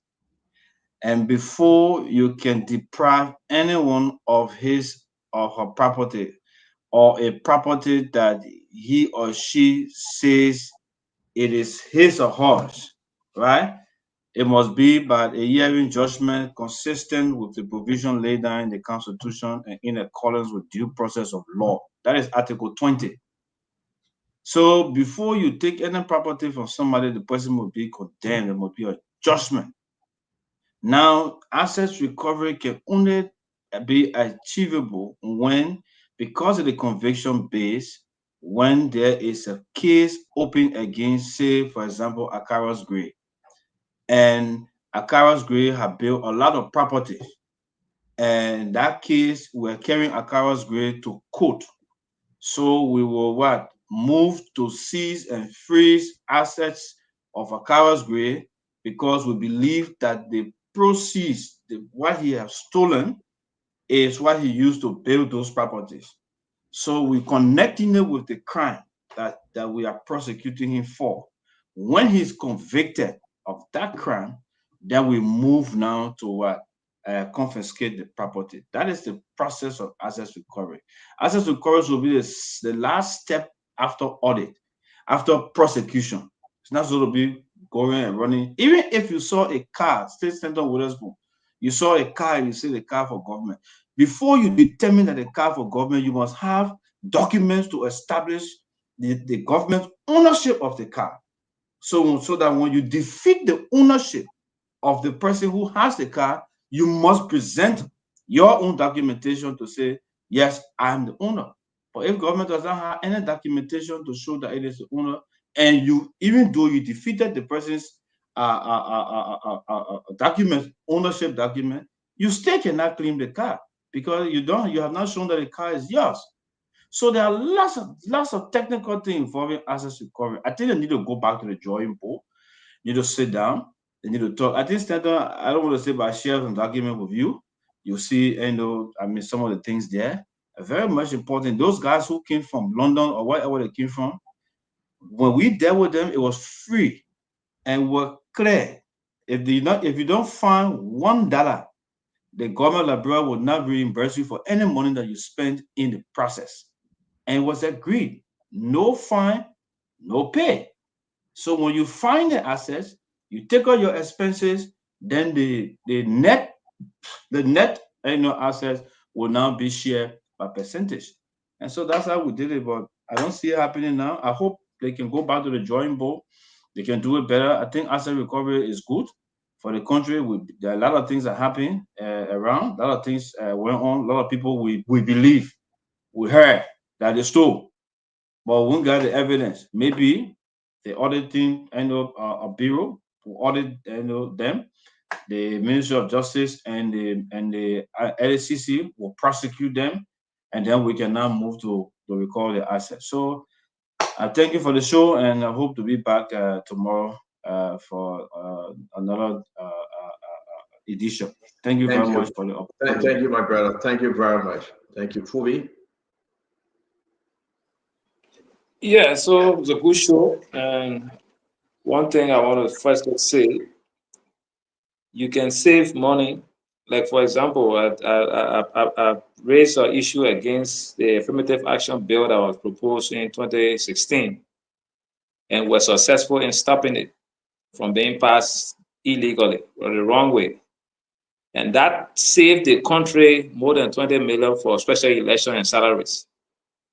But that money you will not see in government coffers because government will have paid that money if that bill will have passed. So that's a savings. So for Josiah Joker to say he saved 1.5 billion, if you send the man a bill of 1.5 billion and he rejects it to add it to the civil service bill, that's a savings to the civil service. It was not added. If the lawmakers decide to pay from their own budget that they have, that's their business. It doesn't mean that he didn't save government that money from the civil service angle. So we cannot say he's wrong for saying that. That's the first thing we got to establish. So he's not wrong for saying he saved the country that because he rejected it. So if you think that it's not under civil service, don't send it to him. If you think you got a special allotment to pay that money, that there are off-budget expenses that don't go through the civil service. And there are a lot of other payroll that don't go through the civil service. So if you know it does not fall under the purview of the civil service, the civil service, don't send it to the civil service director for approval. And so when he rejects it, that's a saving for an angle. He will record that as savings because it's something that he didn't allow to go through with his signature. So it's fair to say that, and he's right for saying that. And like I said, Marvin Cole is angry, and I still maintain that. On the issue about you say you save and the budget went up, it's possible. There are a lot of factors that will cause the budget to grow up. For example, we had the harmonization. The essence of the harmonization was to reduce salary to an extent, but the harmonization took the salary back up because there were a lot of other infusion besides the salary they robbed Peter to pay Paul. So the essence of the whole harmonization, they didn't achieve that purpose to reduce government wage bill. It didn't reduce it, but it still maintained a high government wage bill because there were a lot of other people that were infused into the payroll of government to be paid. So that purpose was defeated. So it's possible that you can have a savings here in this year, and next year the stuff will go up because there will be addition to the payroll. There were increments in civil service across the board. Say nobody will make below 150. That's budget. So all of those things can cause the budget to go up. Those are small indicators. You cannot rule that out to say you cannot reduce here and say going up. So you can't rule that. So there are a lot of possibilities that will cause that to happen. And when you all talk about the additional supplementary payroll, so those are all addition to cause the salary or the wage bill to go up. And that is not under the civil service director. The civil service director does not control supplementary payroll. So he will make a saving from his side and announce that, but if the legislature are there, the executive are there, the payroll will go up. So you cannot hold a civil service director ransom for that statement. I up there wrote the wage bill. No, but great, get it, brother. Cheers now. Fully, I really, yeah, man. Fully, go ahead. I'll finish up. Sorry, Tamba. Yeah. So, seriously. So on the issue of the asset recovery, like I agree with everybody. Look, the guy needs to go on the drawing board and review their steps and see what kind of correction they can make. But it's a good thing for the country. But do it properly. That's all we're saying. Do it properly and get the right expertise that you need to drive it, so that it be a win-win for the country. If you need the expert. Call on them. You cannot call people to come and do work and say they will do it for free. They're not coming to Labrador because they like you. They are business people and they need to make money. And whatever the job they do, they definitely need to have their costs. So we need to be practical about those things. So these are basic things that we got to understand from all points, and let people drive some of these things. So thank you very much. Let's enjoy the show and let's keep pushing for the Liberian people, because at the end of the day, Liberia depends on us and to the government. Listen to the voices of the people on the street. Don't ignore those voices. Myself, this street interview, and I warned the CDC that if they don't listen, they will fall. And CDC refused to listen, so then they fell. So the same noise that coming up, listen to them. You don't need 400,000 people that pause there. We don't need it. You only need one consistent voice. Listen, this thing will continue till we get 498 individuals from all countries that pause there. Election is about numbers. Yes. That should be sensitive. But thank you very much, Phoebe. Tamba? Yeah, thank you, Stanton. Gray, I hope you finish, voting me tonight. So I'm not going to attack you, okay? Be cool. I said we need to carry them out of Kissy Camp. Okay. We got some smart people from the Kissy Kingdom, so we need to carry in there. Okay, all right. We can talk about that, but let me just say, great show. I think Dr. Richardson said this.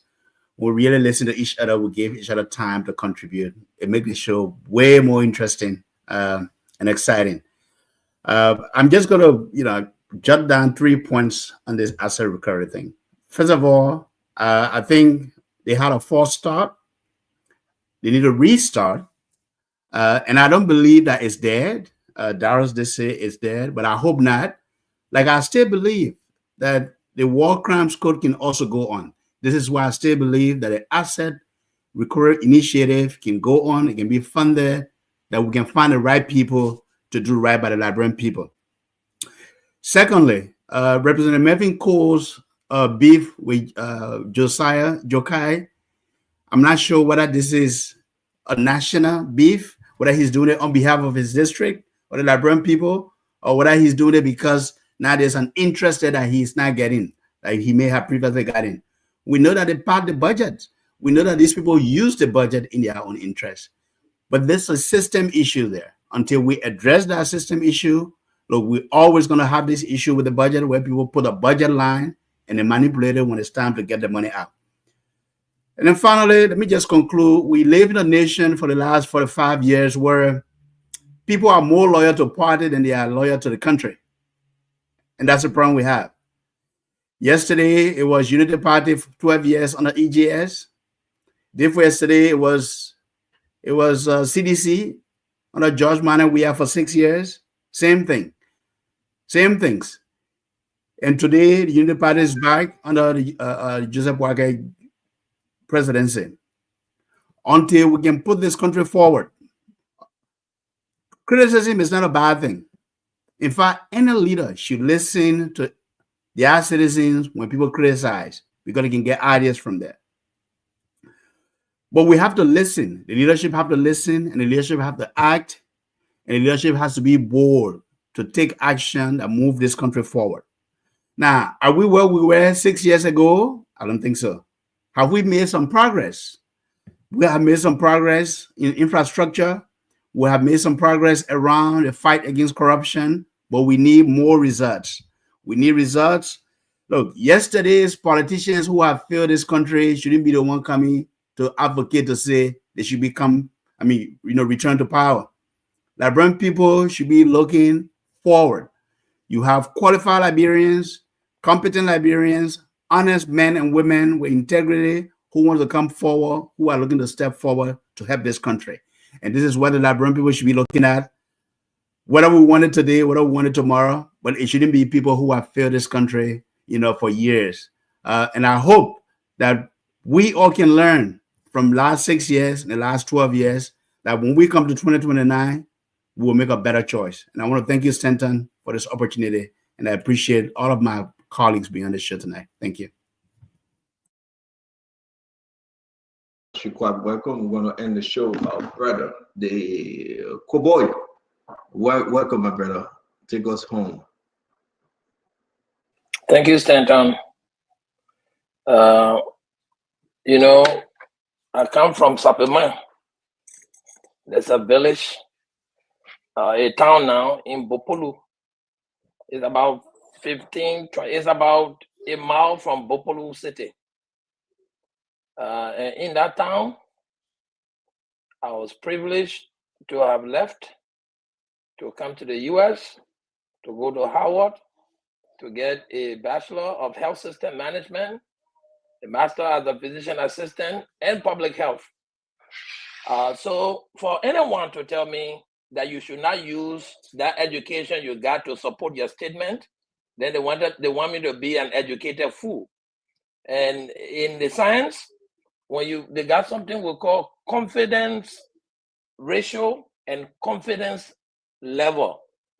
When you do research, the research has 95% confidence level, and then 5% plus or minus 5% error, margin of error.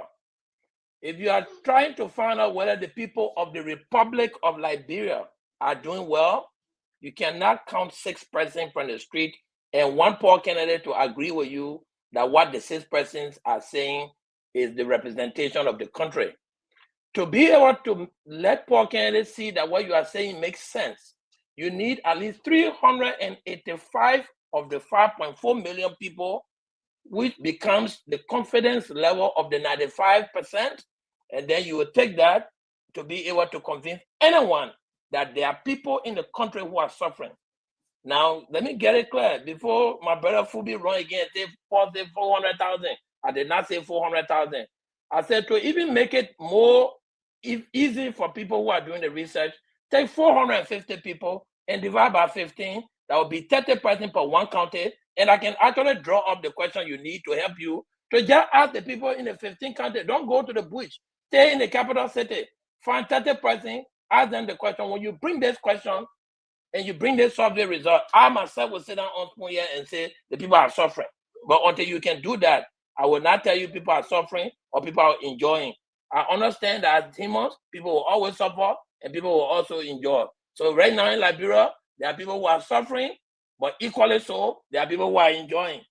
To prove that wrong on one side, I need that data. You please help me to bring it. But I think there was a good show, and that the asset recovery thing is a good thing for Liberia. And Stanton, if you go back to the recording 1 year ago, I said the asset recovery was not going to succeed on the current path they were taking. They had no strategies. They had no plan. And if you don't have strategies, you're not going to be able to accomplish a lot. Maybe you can do it by heart. You get the money and go do stuff. But to be able to do scientific thing good, you have to plan it and you have to use methods that will help you to be able to achieve those things. So you're sending the recovery team back.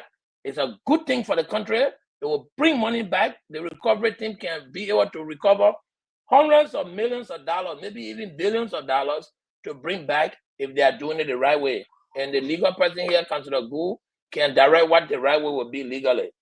I think we should also consider that the CSA director is the chief human resource officer of the country. When the CSA director says he's saving the country money, I wouldn't doubt him. But when he tells me he's saving the country money from employment, and then the employment of 1,000 persons, he withdrew and reduced the list to 600, but then the 600 person is making the same amount or even more than the 1,000 person were making, it sets the pace for doubt and questioning. So all I'm saying is let him go back in their house and try to figure out whether he actually said he saved the money that he saved, or Mervyn Cole is accusing him falsely. In the interest of our country, it makes sense not to condemn what people are saying or to yell at them.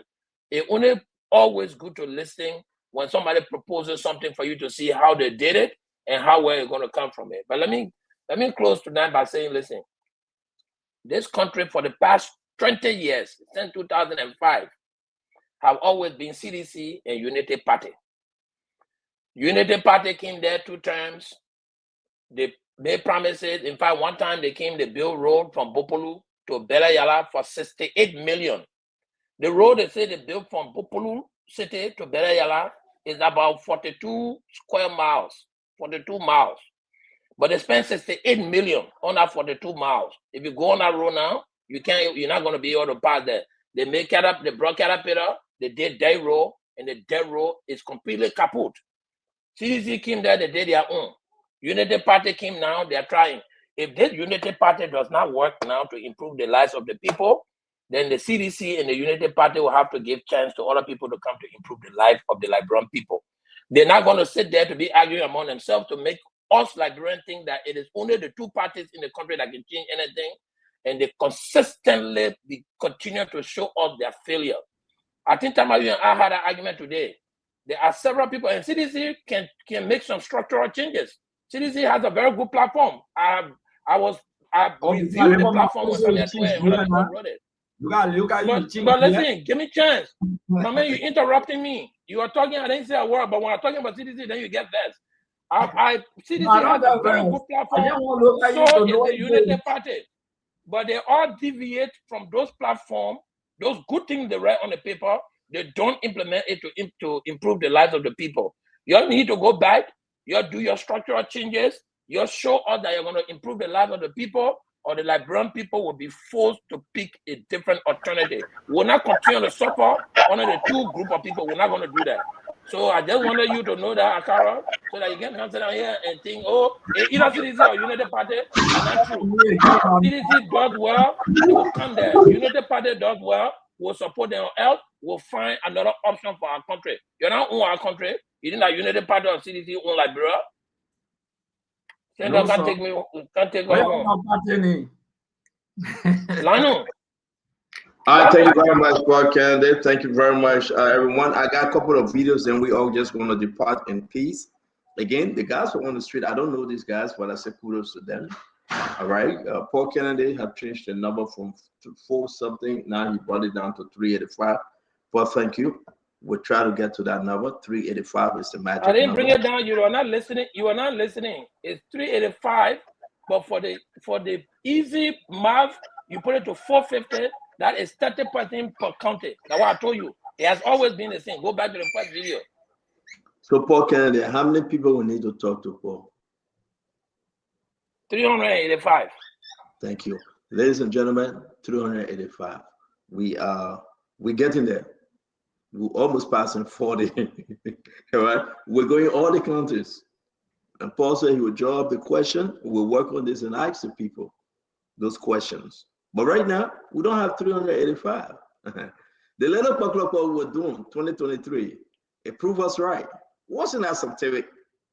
We didn't go, to the Howard University and we didn't do all the physician assistant thing and talk about, National Public Health Institute on, public health. We were just very simple. The people said we don't want you, 1. The people said we're suffering, 2. The people said we got food to eat, 3. And at the end of the day, the result was very clear. Liberia, very, very simple. You give me food, I go to bed hungry every day, you're not my friend. You can build the skyscrapers, you can do everything, but if my children can go to school and I see your children going to school, we got problem. I see your wife cooking and my wife not cooking, and every day I gotta go beg you, we got problem. I see your children get in the car, and I gotta serve as security to open that car door for you and wash your car tire and clean in your car and waste your children poo chamber. We got problem. That's my survey. That's my survey. My survey is not 385. No. The economy is stupid. The economy is stupid. The economy is stupid. Yes, the economy is stupid. So let's play this video. Let's listen to the first video. Oh, that is you talk about business already? Nah, you so set very low order. Say I can't put it down. They prepare now saying 1 week with me. I used to make my 50,000, 40,000. They say I can't buy 1 far. I pay my way at David Johnson Bay. So say I ought to pull it. So what really they come in credit or Baka, what he doing? He come in credit? You made it here, you say you're coming here, people, now you're not meeting half of people on there. The children say, they cutting bed for one people, you're getting the other one, you're not know about that one. They're not telling you, look at me, oh, what I mean, that Porto, I said here, Porto, time minus, because they buy my people. Tell them that I'm supposed to do it. Look at me. And I tell all before my time, because they scratch now for phone. You all not do that thing to poor. You all say, oh, come here. You all can't want money, you all can't credit all. Who here for that one? That any something they're doing there? Look at my face. That's something you're doing. They rescue you, you're not going to rescue you. They're killing you, you're killing. So, they're really killing you, killing. All the business money feeding for you people here. What people going with them? Why? Yeah, me here. Yeah, my market here. They prepare 1 good week. They say, now, when they buy more, you all eat, they buy more. People, how you say? That's a real angry Liberian woman trying to survive.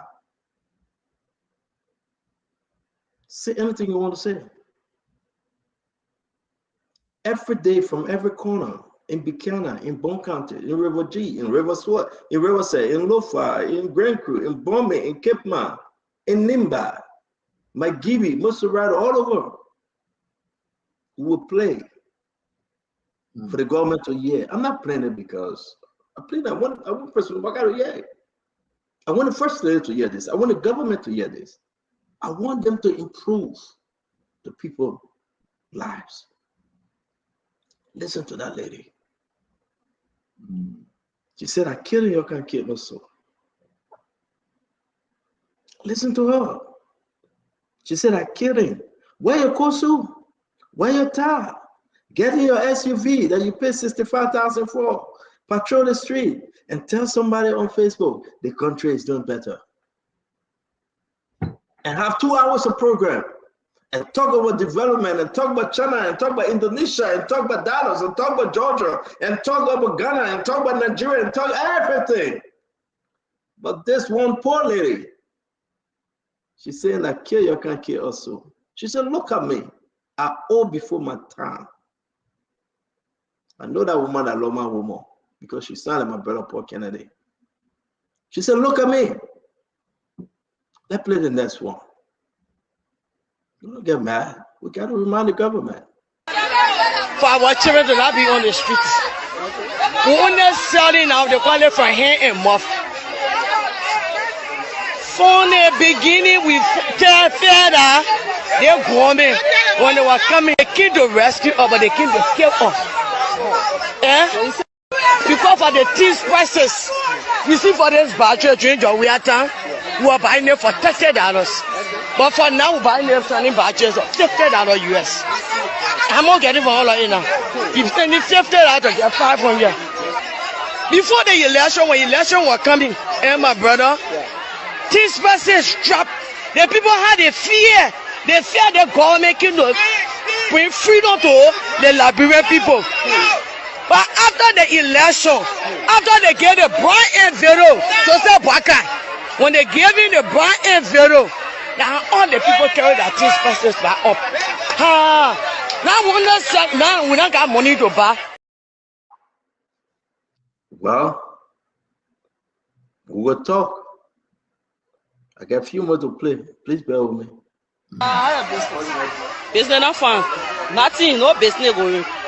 No business. Business not going. When you buy one bag of Gary again, say buy one bag of Gary, make 1 week before you can finish.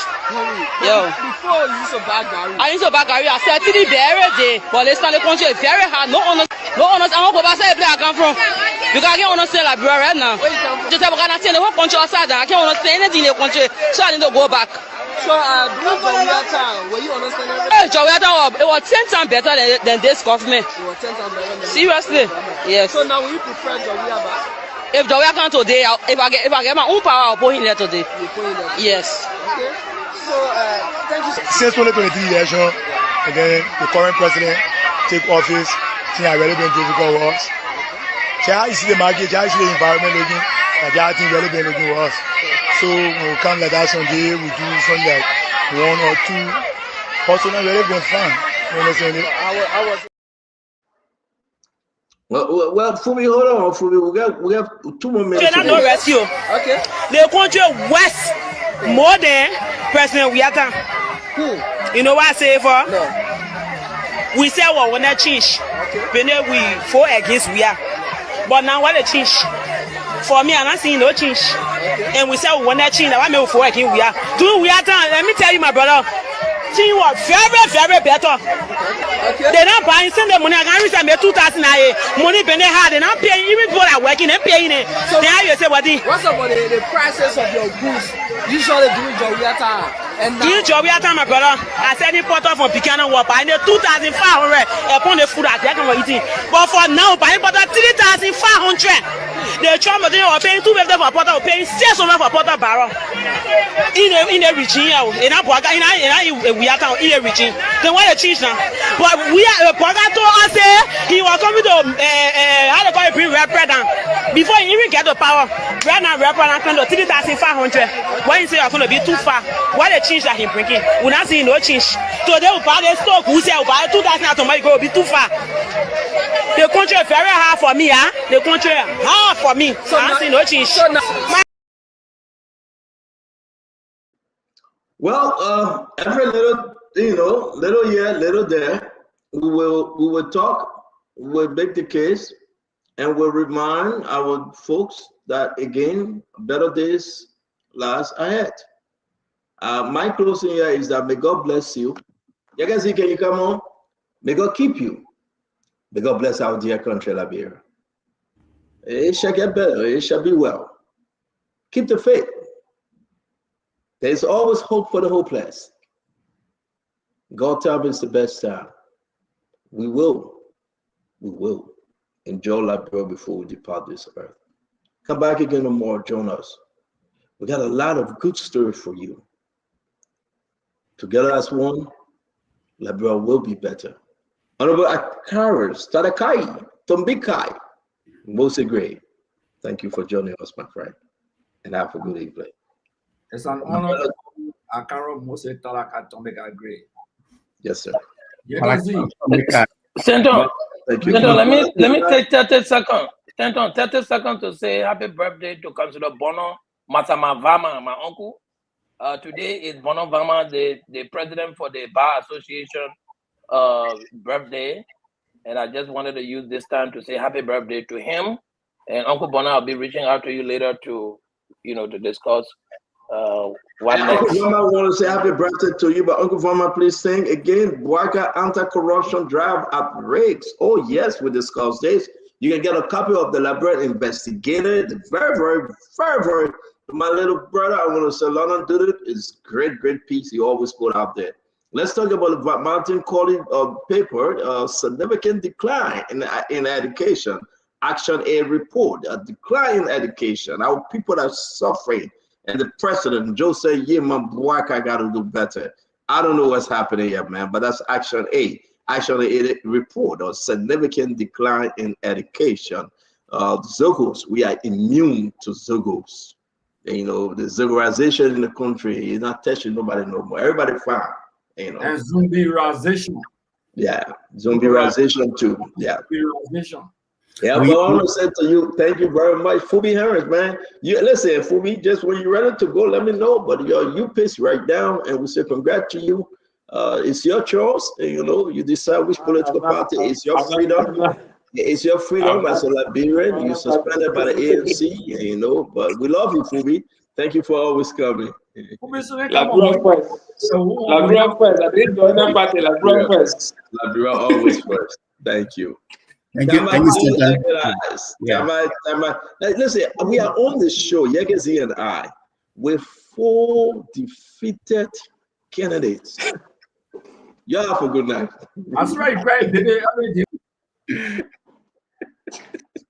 With 4 defeated candidates, Yegezi, for the bigger 4 of them. But Yegezi, Zuogwe, Mama Kumana, why me? Good night, right? Yegezi, I'm not hearing you. You're muted. That you speak, I don't understand, but not man. How do you say good night in man or in Gio? Malo Yuba. Malo Yuba. You can let me write it down before you go. How do you spell it? Malo Yuba. M-A-L-O. So you just say Y-E-E-B-A. No, you say Malowa. Malo Yiba. Malo Yiba. Malo Yiba. Yiba. Malo Yiba. It means good night, right? Yeah. I'm going. Is that Mano? Mano. Okay. How do you say in Gio? No. I will understand it if it's said, but I don't really speak a Gio. All right, but in crew, we say Banguru. Banguru. Banguru. Banguru. It means good night. Oh, Banguru. Banguru. It means good night. I think I said though. I hope I get it right. Banguru. Yeah, I think I said that. Good night. Well, I want to say thank you very much, Yegezi. Is Nelson coming in tonight? No. I'm not sure. But he's not there, right? He's not here yet. All right, man. May God bless you, Yegezi. Again, guys, I want to say thanks to all of you that always follow us. Continue to share the show. Be blessed, be safe, and may God bless our country, bless the leadership, bless President Boyka and the Vice President. Give them wisdom that they can lead by His grace. Good night. God bless. Okay. Yes, sir. Okay, so folks, I said you can join the CEO and the team of panelists tomorrow for another very interesting show here. My name is Yekezi Zobe. Bidding you a blessing to the sub.